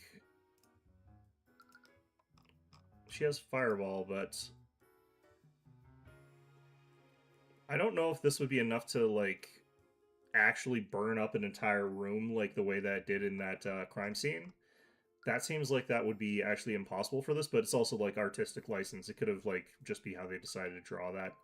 Or maybe the, like, fire grew out of control from, like, fuel being ignited, but it's a pretty weak fire spell. It'd be like throwing torches into a room. Sanctus probably could have dismissed his thing and run out of there, especially because he was resistant to fire. In a Grimsword way, it was almost like they died the same way that Flintheart did. But I doubted that gave Celeste any kind of closure. Anyways, we need to find out exactly how Arya murdered Von Sanctus and Sybil. The massacre was swift and efficient, must require a lot of forethought and coordination. If we figure out who might have had this knowledge, we might be able to find out who did this. I see. Kingsguard, escort Commander Orem White to the witness stand. Witness, please state your name and occupation. Right, Commander? I'm sorry, I just can't do this. There's a dragon behind me. How am I supposed to act like this is normal? A giant lizard is standing right behind. Don't call him a lizard, Orem. Calling me a lizard is highly offensive, Commander. Sorry, your scaled lordship, sir. Alright, Commander, just try your best to testify about what happened. Yeah. It all started when we received a report from the Kingsguard. The prosecutor attacked Prince Alaric and a fire had broken out in the common room. We weren't sure what the deal with Steelman was, so we went to the common room to put out the fire. But when we got there, we noticed a bunch of unconscious knights in front of the prayer room. We went to the prayer room. That's when we found Steelman and Cuthbert unconscious next to Pierce's dead body. We later found the bodies of Von Sanctus and Sybil too. That's when we realized that she offed all three of them.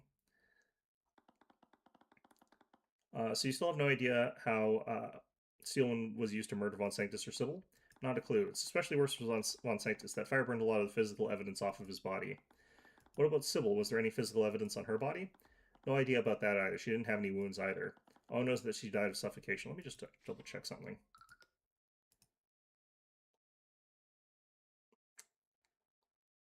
Does this actually say that it, like, creates a, like, cause of death or whatever? There's an interesting technicality to feign death.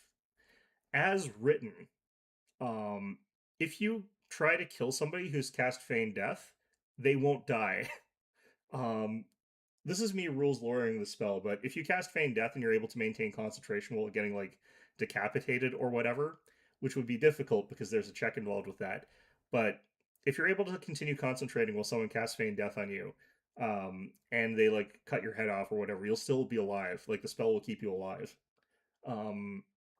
But I'm really thinking that Sybil's the likely target of this because there's no, like, cause of death with it. And, like, died of suffocation is a bit weird here. Stop breathing. So that, well, as far as I can tell, the way that they get the autopsy reports is they use a spell that, like, says, hey, like, magic, how did this person die? And it's like, comes back and it's like suffocation. It does say that it comes back with, like, odd results under certain circumstances. So, like, there is a possibility, like, they talked about how if you die from smoke inhalation, it counts as poisoning instead of suffocation. So, like, you can get some weird, like, cases where it might be a little bit fringe or you have to interpret it a little bit. So you're right. It probably is the case that that spell looks at that and says, okay, it's suffocation is the best we can get with the spell that we have. Otherwise, if you could do the autopsy spell and then it told you, oh yeah, this person died of feigned death. The magic autopsy isn't perfect though, so you're still probably right. That's what I was sort of thinking as well, but, like, it's hard to know for sure until we get, like, clarification on that. There was definitely more information I can glean from their investigation.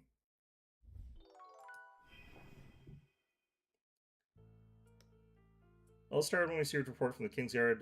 Yeah, so this is mainly based on Prince Alaric's testimony. Am I correct? Yeah, we still have no idea which transmutation spell she hit him with. Judging from the time of report, this must have been well after the three of the murders occurred. Yeah, it was unfortunate how that played out. If Tyrion really was controlled, how whoever controlled her knew how to get the job done quickly. That left the question of how they did this so efficiently. Was that wise? Regardless of who it was, someone assaulted a Prince of Weavengard. We were already dealing with the king who was trapped in that force cage. Honestly, a lot happened in that hour. Most of our attention was focused on keeping the royal family safe. We can already conclude that the attack on the king was a distraction. Whoever orchestrated this must have known we focused our attention on keeping him safe. The casualties included many knights of the Kingsguard. They probably had to spread their forces thin to protect everyone else and handle the fire in the common room. Okay. When we got there, we noticed a bunch of unconscious knights from the front of the prayer room. Yeah, the magic autopsy, by the way, is the reason I trust the time of death values fairly implicitly, because I didn't know that earlier. I wasn't too sure about that, but they clarify that they're using a spell to do the autopsies. So it has like a down to the minute, perfectly accurate time of death, for example.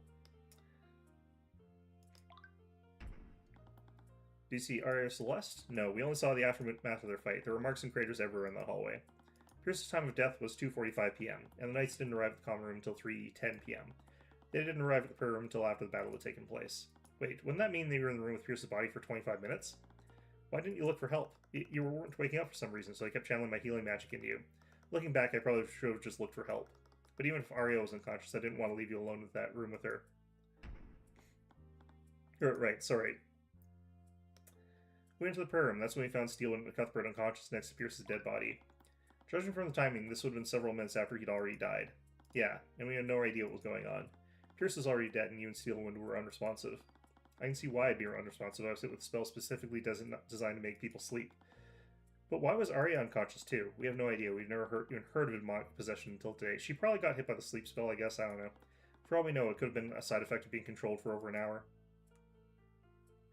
Found the bodies of Von Sanctus and Sybil too. That's when we realized that she offed all three of them. That last statement is a little vague. Whose murder should he elaborate on? Could you elaborate more on Sybil's murder? Was there any evidence that implied how she died? Using our divination magic, we know she died of suffocation, but we're not exactly sure how. Fiancé sus in any way.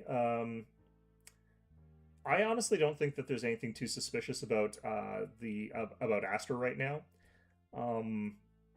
Eris does seem to lean into pulling on a negative emotion. Yeah, she does. I don't currently think there's anything super suspicious about Aster. He mostly seems to be on the up and up, but he definitely could have some problems.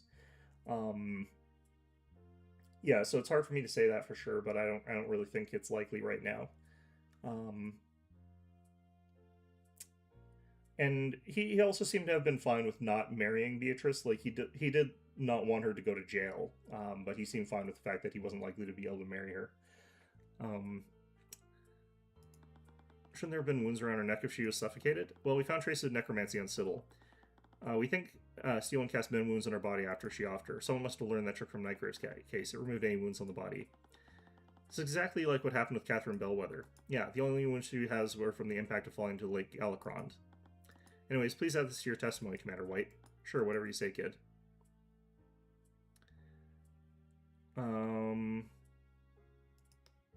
They discovered her body in Lake Alicrond from the High Speaker's testimony. Let's actually check to see what the other... oh. Yeah, it's going to be a real headache figuring that out. No one saw the murder. The High Speaker only witnessed the moment Arya dumped the body, and even he didn't see that much. Anyways, was Sybil the victim I want to focus on? Let's get the other ones here, but I'm probably going to go back into the other one here. Is there any evidence that implied how he died? Like I said, it's trickier with Von Sanctus because the fire partially burned his body. Our divination magic can only tell that he died of suffocation. I see, so there's no other physical evidence. Well, there's one thing. From his burn marks, we do know that he was hit with some kind of mundane projectile before he died. Do you mean like an arrow or something? Arya's a mage, though. Why would she use a mundane weapon to attack? Talentless mages will often use mundane weapons to make up for their weakness. Either way, she probably wanted to weaken him before she dealt the final blow. So he took a direct attack from her before he died. Anyways, please add this to your testimony, Commander White. Sure, whatever you say, kid. That doesn't make any sense given how... Okay. Let's go ahead and ask about the other one here.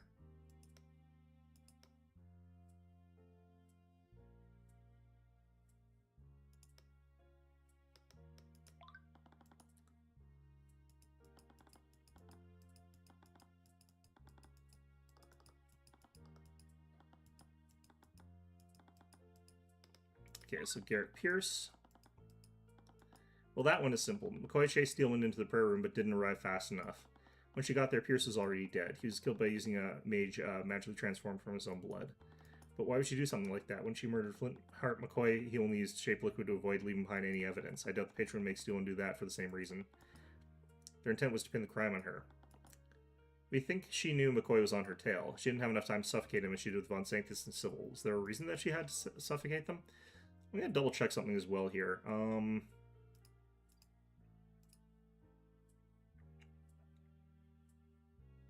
Okay, so we do actually know that it must have been Arya herself that actually offed Pierce.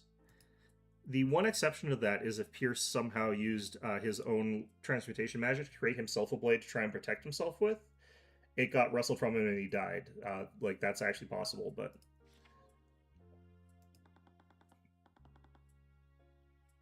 And she didn't have any weapons on her, she must have had to improvise. But she has other spells that could have done the job. She could have hit him with Steel and Strike. I know from experience that she's terrible at controlling that spell. It's possible she didn't want to unleash such a powerful spell in a closed room. That's sort of track, but it still didn't feel right. Anyways, the other two murders were really well planned. Pierce's murder was the only one that required improvisation. It's possible the patron severely underestimated McCoy's combat capabilities. She fought my daughter for almost half an hour. Meanwhile, the other two murders occurred with quick succession of one another. Yeah, I see what you mean. Okay. Okay, so I'm gonna go under the assumption that it's probably Coraline that we're supposed to bring up here.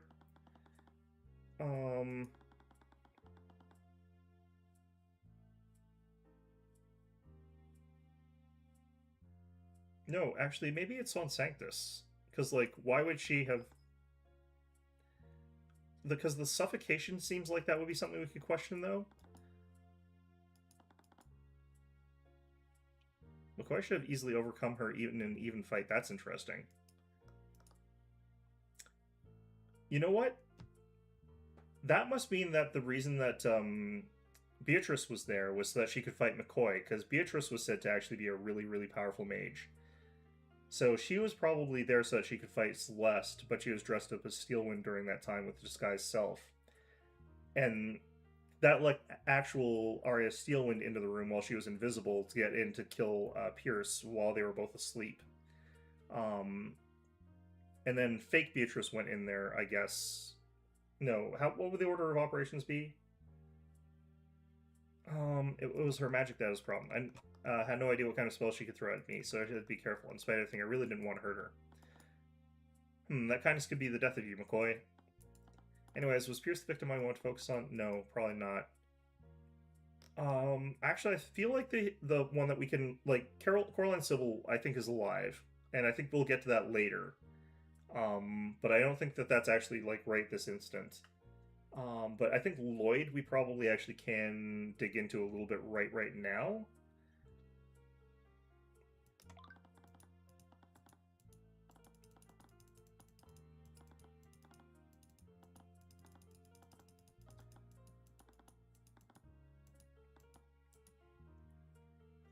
Interesting that they thought that they would definitely have to fight Celeste, but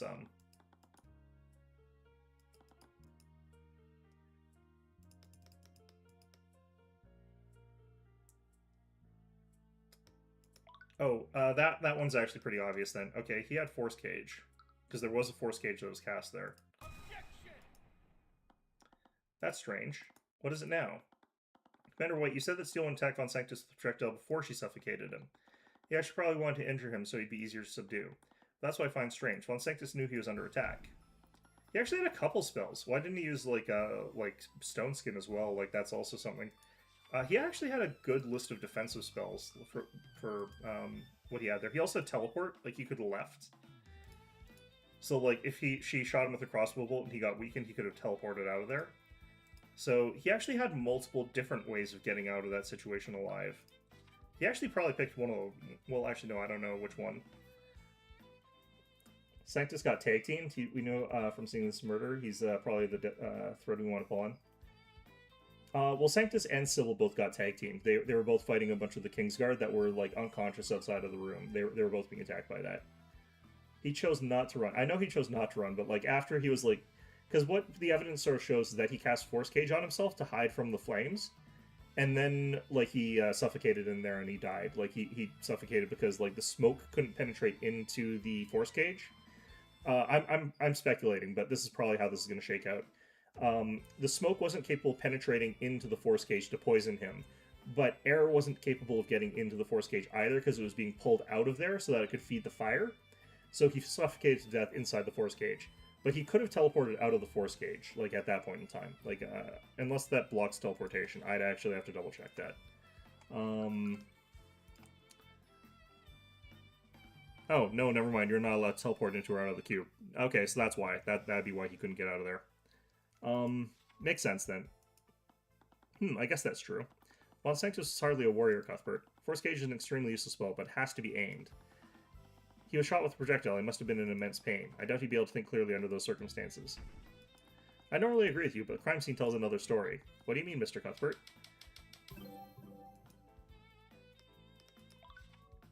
There's that little area that was not burnt. When we investigated the crime scene, we found traces of abjuration magic that formed a perfect square around the body. I'm sure if we measured the dimensions of that square, it would be 10 feet by 10 feet, which is the same length and width as the cube created by Force Gauge. Like you said, he was in no shape to aim it. So he just cast Force Gauge on himself to create a makeshift barrier. Nonsense. If Von Sanctus had cast Force Gauge on himself, he should have been protected from further harm. The defendant wouldn't have been able to suffocate him after that. Perhaps there's some way to bypass Force Gauge. Your ignorance of the arcane arts is apparent. Force Gauge is one of the most powerful abjuration spells in existence. It can't be dispelled, and no one could teleport into or out of it. Right, Astor was also trapped in a Force Gauge, and he had to wait for the hour duration to elapse. Wait. If Force Gauge is perfectly close space, is it possible he ran out of air? That would be a glaring weakness. House Von Sanctus obviously designed this spell to only allow oxygen through the barrier, and before you ask, poisonous gases can't be pushed through the barrier either. Hey, look. Yep, okay, yep. And even if they had used poisonous gas, the autopsy report wouldn't have said he was suffocated. How did Arya suffocate Von Sanctus?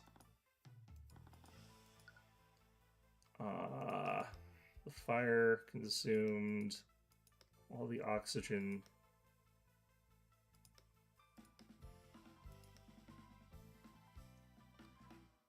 It kind of is like the common room, but we'll say this. Okay, so it's probably... Force Gauge is specifically designed to allow oxygen through its barrier.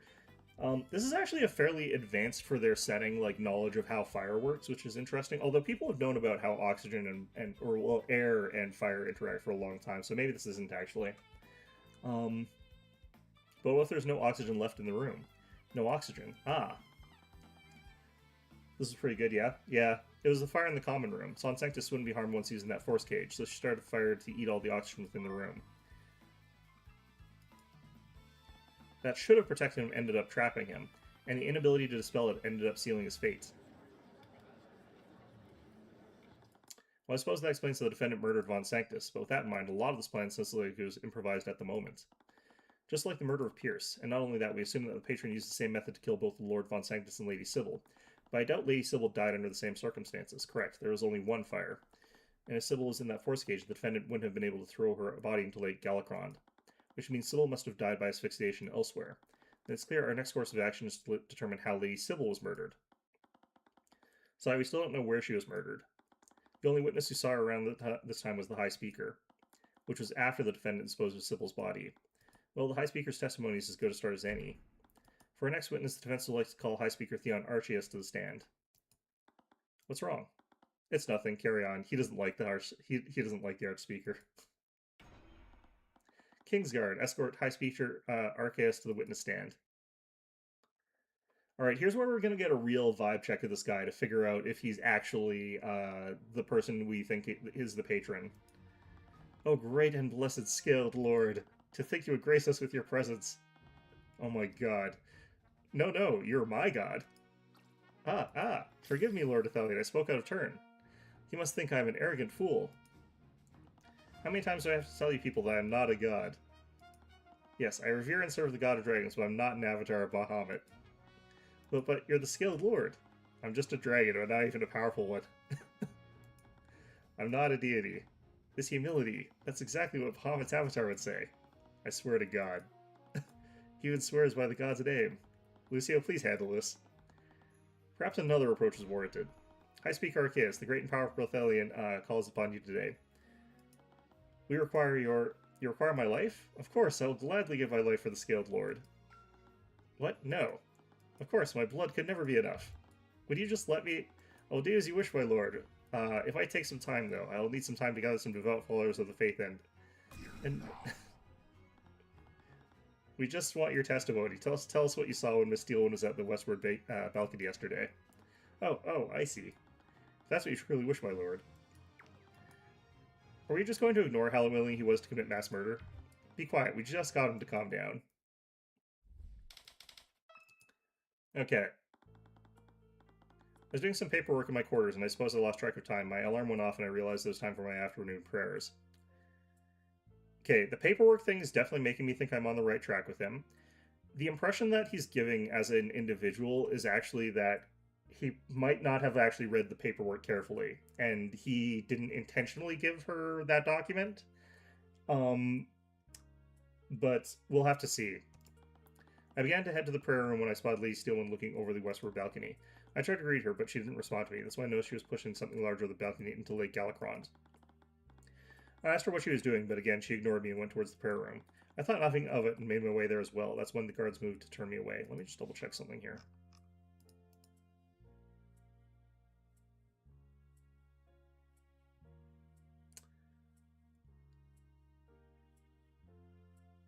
Nope, it would require that the patron wants her to do something, so it wouldn't be him if he's actually...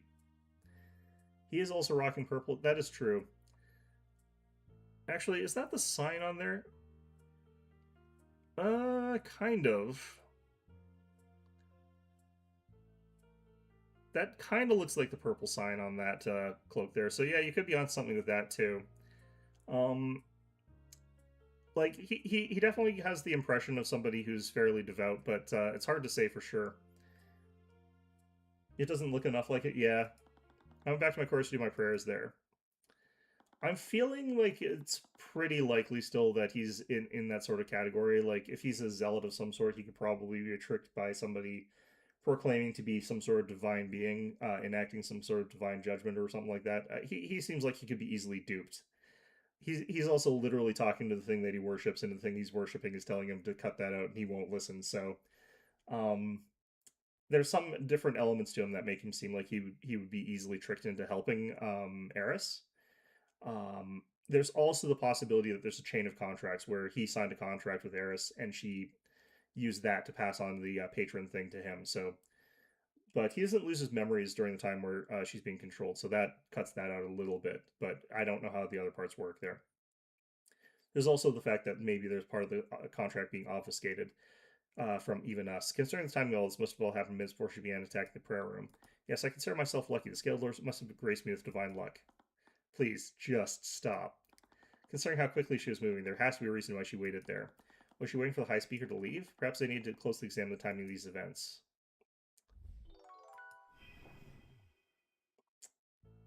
I was doing some paperwork in my quarters, lost track of time. An alarm? It's a rudimentary artificery device. I use it to remind me to conduct daily prayers. I see, and you have it set to go off at a specific time? Yes, it's set to go off at 2:10 p.m., 5 minutes before my afternoon prayers. His room is soundproof, yeah. His room is soundproof from outside sounds, so the alarm thing doesn't really negate much there. That's going to be important? It's important, yeah, probably, but I don't know how yet. It was important for making sure so that he had the sound blocked off for the other things there. Let's see here. So 2:10. So just after Lloyd von Sanctus, just before Coraline Sybil. So that's 8 minutes before this point in time.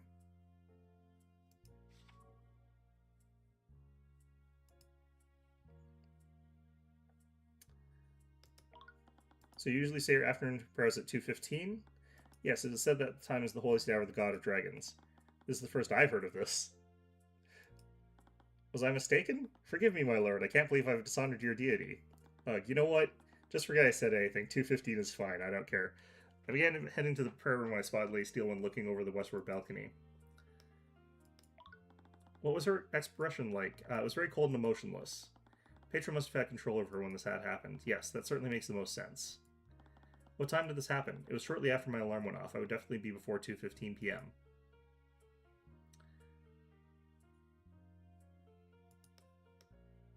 Still before 2:15 p.m., our encounter was short. That's when I noticed she was pushing something large with the balcony into Lake Galacrond. That must have been Sybil's body? I suppose so. And you don't sound so sure of it yourself. It's just that I recall Lady Sybil's garb to be much brighter. Meanwhile, the thing I saw Lady Steelman throw over the balcony was much darker. Right, you mentioned that before. It's clear it was just the lighting of the space. I don't actually think that's going to necessarily be true here, because I really suspect that Lake Sybil is alive. Would it have been Lazarek? He shows up after this. Ruby? What would be a large dark thing that gets chucked over the balcony? Um, I'm pretty sure we only encounter Lazarus Sleepus after the entire incident is over. So that would be weird if they introduced him after he'd already been killed, but also, I don't think they found the body of that, so, like, Balcony is directly above where we found Lady Sybil's body in Lake Galakrond, so you obviously saw the defendant dumping the body. What else could it have been? Yes, I suppose you're right. Astra was doing, but again she ignored me and went towards the prayer room. Patron was probably trying to keep her on track, but I'm surprised she didn't attack you. Even if Patron was trying to frame her, she hadn't killed Pierce yet. Yes, I'm a little confused about that myself. Perhaps I should just be happy I came out of this encounter unharmed. Anyways, how long did you talk to her? Our encounter was very brief since she was just ignoring me. It couldn't have lasted more than 2 minutes.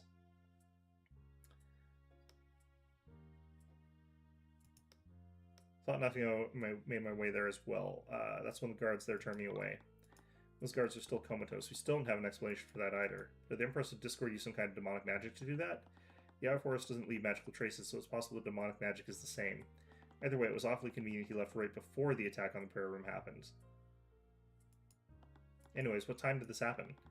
Anyways, it was 2:15 p.m. That's when I usually arrive at the prayer room. I think the guards might still have turned him away if he came during the attack, but... You were in the recorders during the massacre? Yes, as I mentioned before, my room is magically soundproof. My guards and I were woefully unaware of what was happening. We didn't know what was happening until some members of the Kingsguard came to inform me of what happened to the king. How long were you in your quarters for? I was there until the Kingsguard notified me that it was safe. I think I waited there until 3:15, which was around the time that Arya was arrested.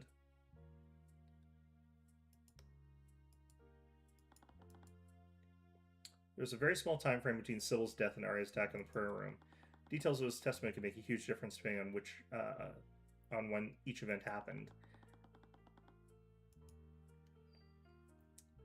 Are we actually assuming that he's, like, lying about any of this? I don't...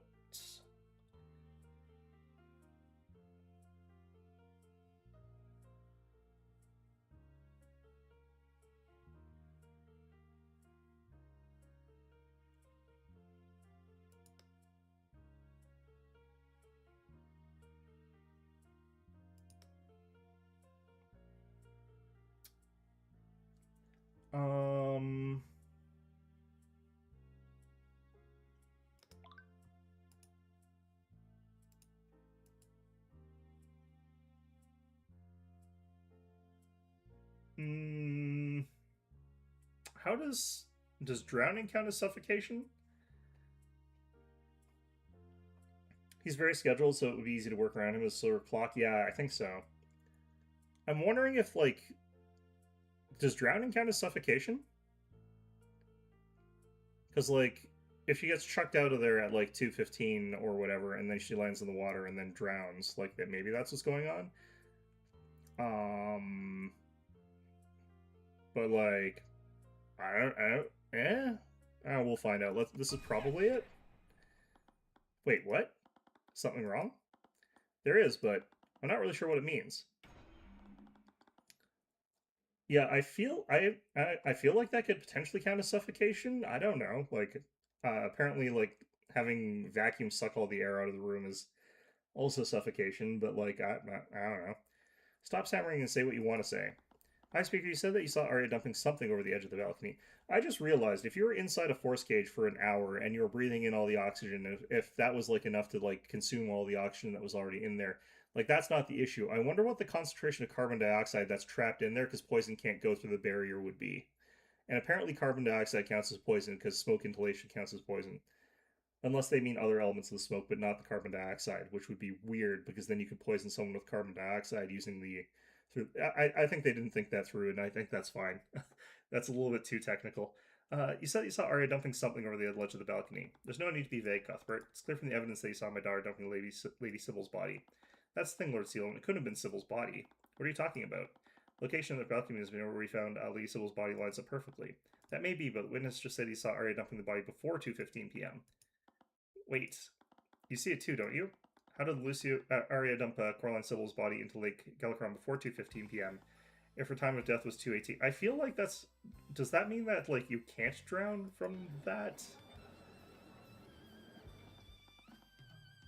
I guess that's what that means? Okay. Yeah, I wasn't actually sure if this was correct. I thought that maybe she just drowned. But we know the defendant threw Sybil's body from the balcony. There will be no other explanation for how it ended up there. Yes, that's also true. Perhaps she was still alive when Arya threw her off that balcony, but she could have been knocked unconscious with a sleep spell. Your Grace, there were no traces of conjuration magic on her body. And if she was asleep, then she wouldn't have survived a fall from that height. Really? Okay. The distance from that balcony to the lake is more than 30 stories. And the autopsy report says the cause of death is suffocation, not blunt force. I guess that's a lot higher. I didn't think that was that high up. Okay, never mind then. When did she die?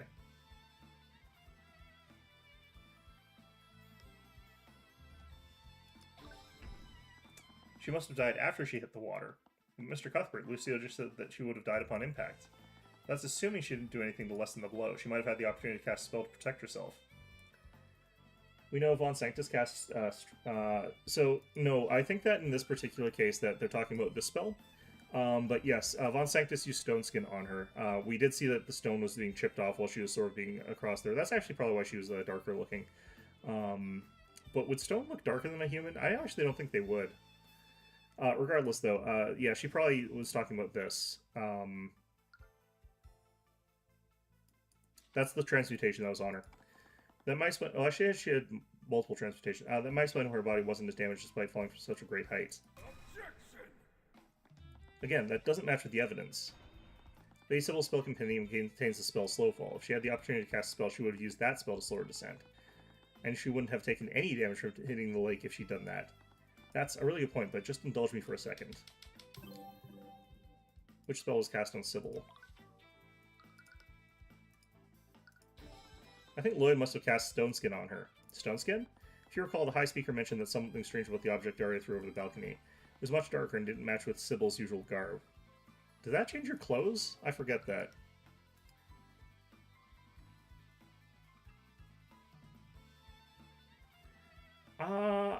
I don't think that's supposed to impact your clothes, but... It's almost as if there was someone else Sybil was wearing.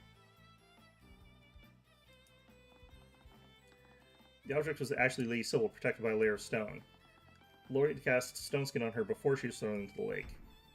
Arya must have attacked them, and Lloyd must have cast that spell to protect her. That coward, I'd imagine he'd simply worry about protecting himself, but I'll admit that spell would have protected her from the Steel Wind Strike. Would it have?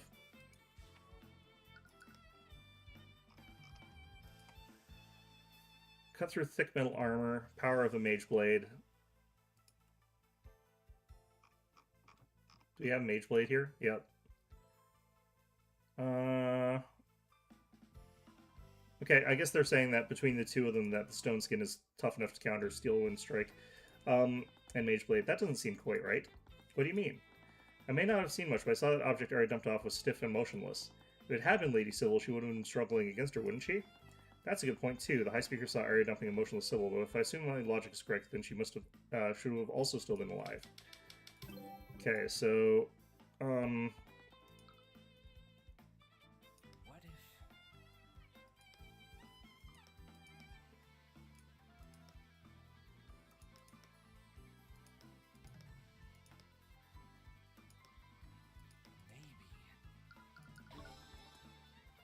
So, this is probably from...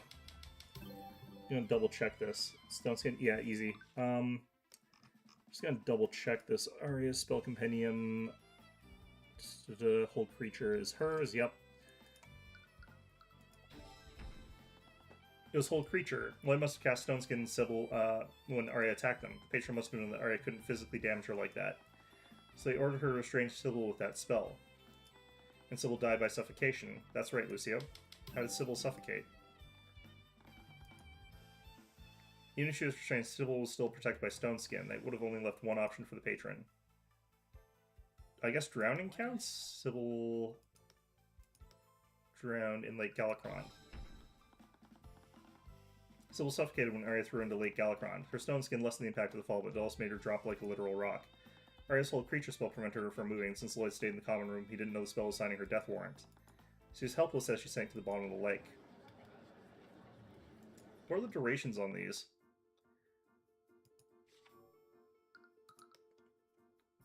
Okay, this one has 1 hour, so that would definitely be that for that case. This one's while concentrating. That one's trickier, given all the circumstances here. Yeah, so she might actually be dead, I don't know.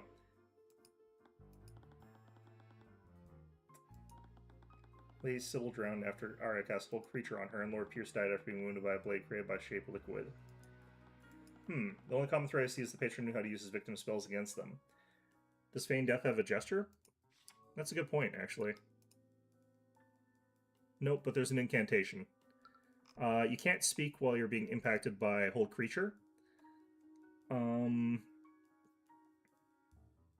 But the real question is, like, the duration is while concentrating. I'm trying to figure out timelines here. Let's actually go back here. So she gets dropped there. She doesn't die for another 3 minutes, which is quite a long time, actually.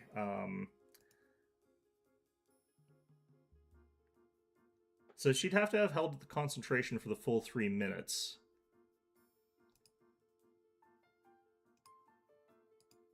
Does anything happen within a short span after that?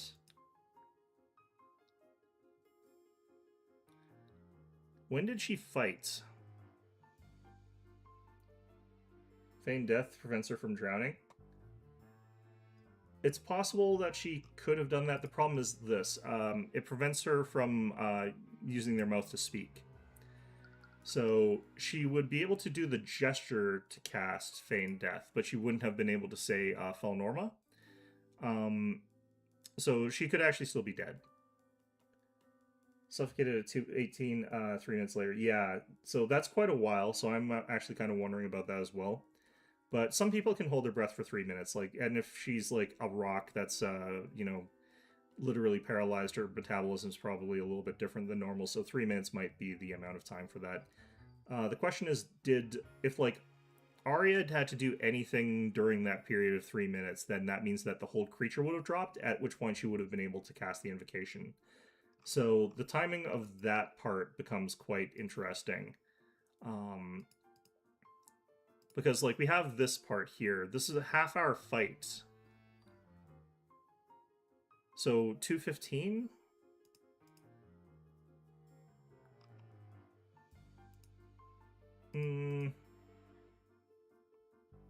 That happens at 3:10.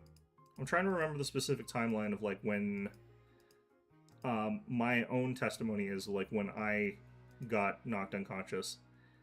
I'm pretty sure that we know that we get knocked unconscious at 2:30, which is... Celeste said that she fought for a half hour. 3 minutes is easy for her, yeah. Suffocation versus drown thing will come prove she didn't drown. I think that's possible. I also think that it's possible that the timing here is such that she would have actually lost that because she had to get in that fight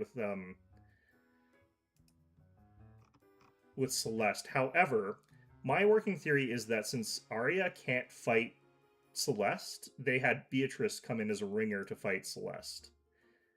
So when we see Beatrice entering in at 2:30, what's the timing here? So we see her come in, and it takes 15 more minutes for Steelwind to get through into there. So maybe it was Steelwind that was fighting, and then it was Beatrice that got in there first.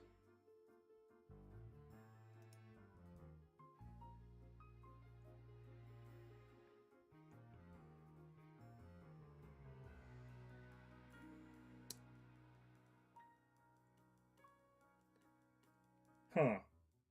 Yeah, Lucio implied that Arya is not a very... well, she's not a good combat mate. She can't fight. He doesn't really imply it. He actually, like, outright says it. I'm missing some little bits of time here. I want to know exactly when Celeste came out, and when that sort of stuff happened. But we know that this is at 2:30, which I think means that Beatrice came into that room before Arya did. But I feel like that should be the other way around, potentially. We'll just keep going. We'll just keep going with this. How'd that connect to Pierce? Did he cast Shape Liquid to make a blade to defend himself? Maybe the murderer took it from him and used it to reveal the foot. No, we did actually think that it was definitely Arya that had to do the murder for Pierce. So Beatrice came in to use the sleep spell on us, but that had to have been during the time where I think she was still probably fighting with Celeste. Pretty sure it'll be that she dropped Hole at some point, allowing her to feign. That I think is possible. We're gonna have to see how this goes along here. It's also possible that she simply no, I don't know actually. Yeah, he couldn't have been one to create that blade. Anyways, whoever did this had an in-depth knowledge of each of the spells they used to defend themselves. They knew that Von Sanctus couldn't dispel Zone Force Gauge. They also knew that he still needed oxygen from within it. And in Sybil's case, they knew Arya couldn't physically harm her once she had Stone Skin active. They also knew that Hold Creature would prevent Sybil from moving while she sank to the bottom of the lake. Not only that, but they all did all this in a quick time frame. Von Sanctus and Sybil died within 13 minutes of each other. And if Arya hadn't encountered Celeste, Pierce might have died just as quickly. So whoever did this had an in-depth knowledge of high-level magic. Not only that, they came up with creative ways to bypass the defenses put up by Von Sanctus and Sybil.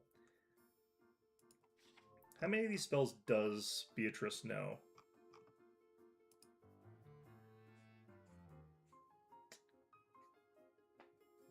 Because she's the one who's supposedly like a much better combat mage. Like, she knows how to do stuff more competently. It doesn't look like she's got the right spells, though, necessarily.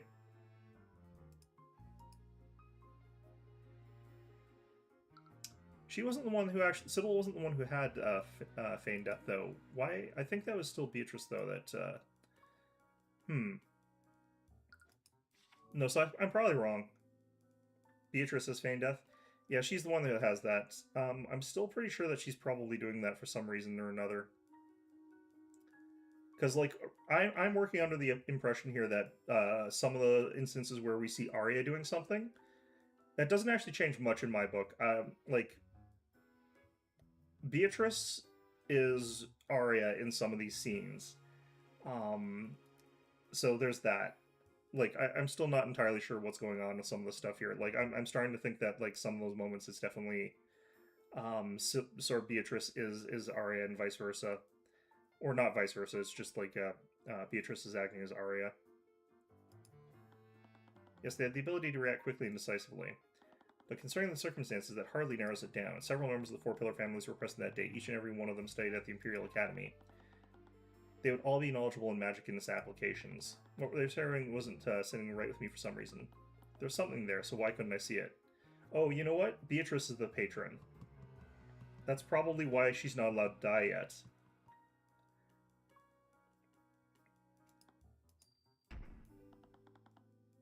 Maybe not, though. I don't know. Consider who the patron did and didn't target. What's similar about some of the targets? Victims were Lloyd Von Sanctus, Corlin Sybil, and Garrett Pierce. What similarity that we can draw between at least two of them?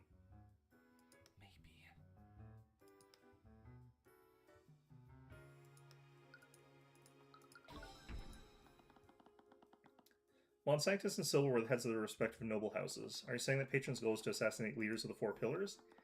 That's the motive that makes the most sense, but that does leave one question. Don't be coy, I'm not daft, Cuthbert. Actually, I highly doubt it was you. Really now?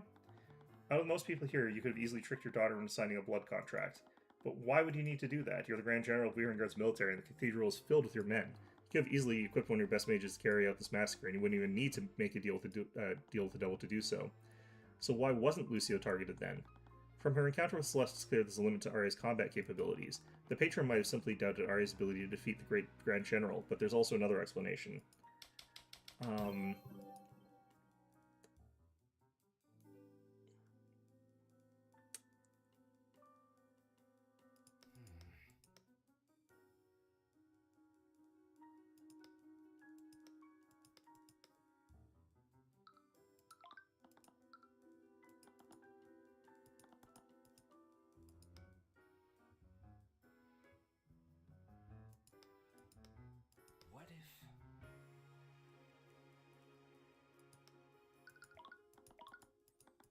I'm wondering if this is the motive here, but...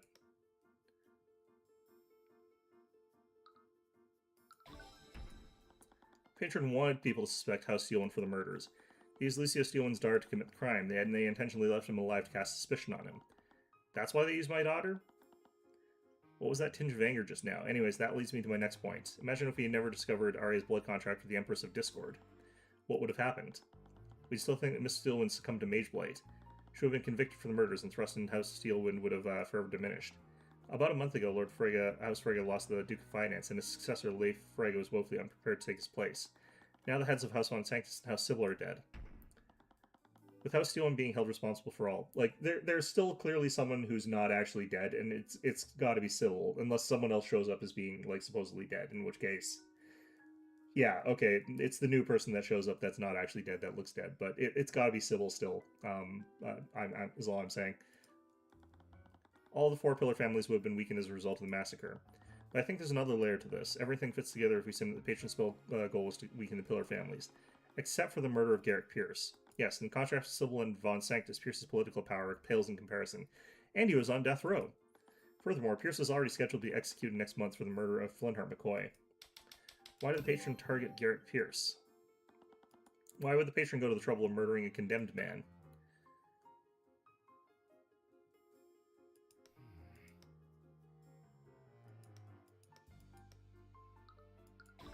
Patron murdered Pierce because he needed him to die as quickly as possible. Pierce knew the identity of Celeste's biological parents.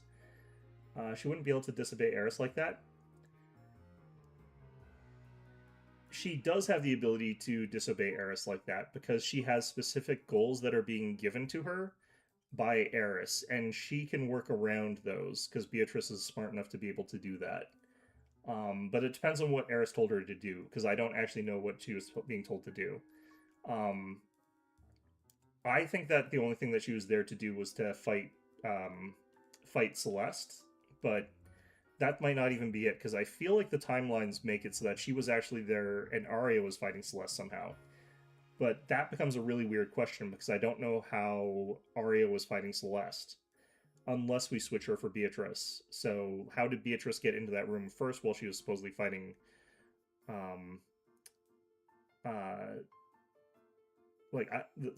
the timing feels weird to me like that, but yeah, that seems to be sort of what's going on. We'll sort of go. They're going to explain like parts of this, and we can piece it together more cleanly once we get closer. Do you remember what Pierce said when we showed up for the meeting?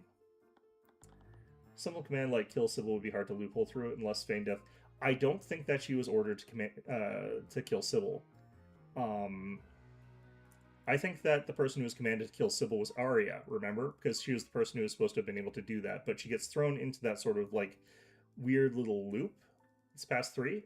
It's only 2:09. Yeah, I'm actually still okay for a little bit, but yeah, I should get through this a little bit here. We'll finish this on Wednesday. Well, maybe not, I don't know. Suppose that means you finally decided. What? You two? Got your letter? This is a... Yeah. We'll get through this one thought here. But we weren't the intended recipients of that letter. That's right. So that leaves one last question. Who did Pierce originally send that letter to? Arya. What if? Really? How did it end up to us if it wasn't to Arya?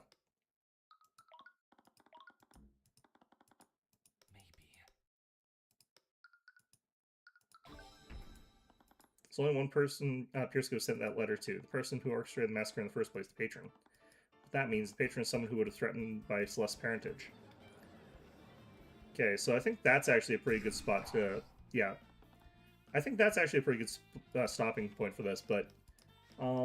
yeah, so we're doing, like, a lot of speculating on stuff that, like, they're gonna go ahead and explain in more detail in a little bit, I think. But... yeah, we're starting to piece some elements together. I still really think that there's gotta be one... If they don't have one person who's actually still alive after having pretended to be dead, I'm gonna be kind of pissed off. That's starting to point towards Aster? I don't think so. I don't think so. If it is, it's only in the sense that, I think that she personally has a familial, like, look-alike sort ofness to Aster and Alaric, but there's no reason for them to kill her. They have no reason whatsoever. Yeah, there's a lot of suspects right now. Yeah, but Celeste, I think that there's a decent chance that she probably is related to the royal family, just based on appearance, but that doesn't necessarily mean shit, because, like, these two are related. So, you know, it's kind of not that easy to say on that sort of basis there. Also, these two are related, although he's old, so like him being old is why his hair is all gray like that. So, you know, fair enough, I guess. But like, if Celeste is related to these people, she's actually no threat whatsoever to Astor de Weavengard because he's 26 years old and a guy, so she wouldn't have a claim to the throne anyway. Celeste, Theon might hate Celeste being Brondo nobility. Could be. I think that if he is involved in it, he might just be a patsy, but it's hard to say for sure. The other person that Celeste might be related to is Lazarus Asclepius, just based on appearance, but they'd have to be like brother-sister. We don't know anything about the Asclepius family at large. They're also not one of the four pillar families, so we can sort of ignore that. I don't think that it's likely that Celeste is tied to the Fregas, but again, you never know. They don't really do a great job connecting all this. The other thing you could go by is like the fact that she's got these sort of like reddish colored eyes. That's kind of like the way that Steelwinds have their eyes. So she could have taken half of that from them, so she could be related to their family. But, you know, that would make it so that she's got like his hair. They don't have the greatest family resemblance though, so it's hard to say. Also, the like Astor and Alaric, they've got those bright gold eyes. I think that's originating from like Remus or something like that, but there's a lot that it could be at this point in time, and like it's fun to speculate. That's why I stopped to do this sort of stuff. But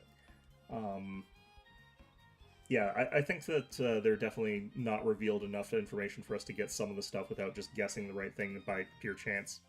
So we'll just have to sort of see about that. But in any event, we're gonna do another couple of hours of this on. Oh, that I like that screenshot a lot. What are they chasing him with? The facial expression of that's great. This case is a good time. So far, yeah, I like this one. In any event, though, I'm going to call it quits for here today. I'll be back on Wednesday, and I'll also be starting 2 hours off on a horror game. I'm going to be playing some Hollow Body, which is another Silent Hill-ish type game, supposedly. Maybe. We'll find out. But until then, yeah, hope you found this one enjoyable, and of course, as always, hope to see you guys all next time.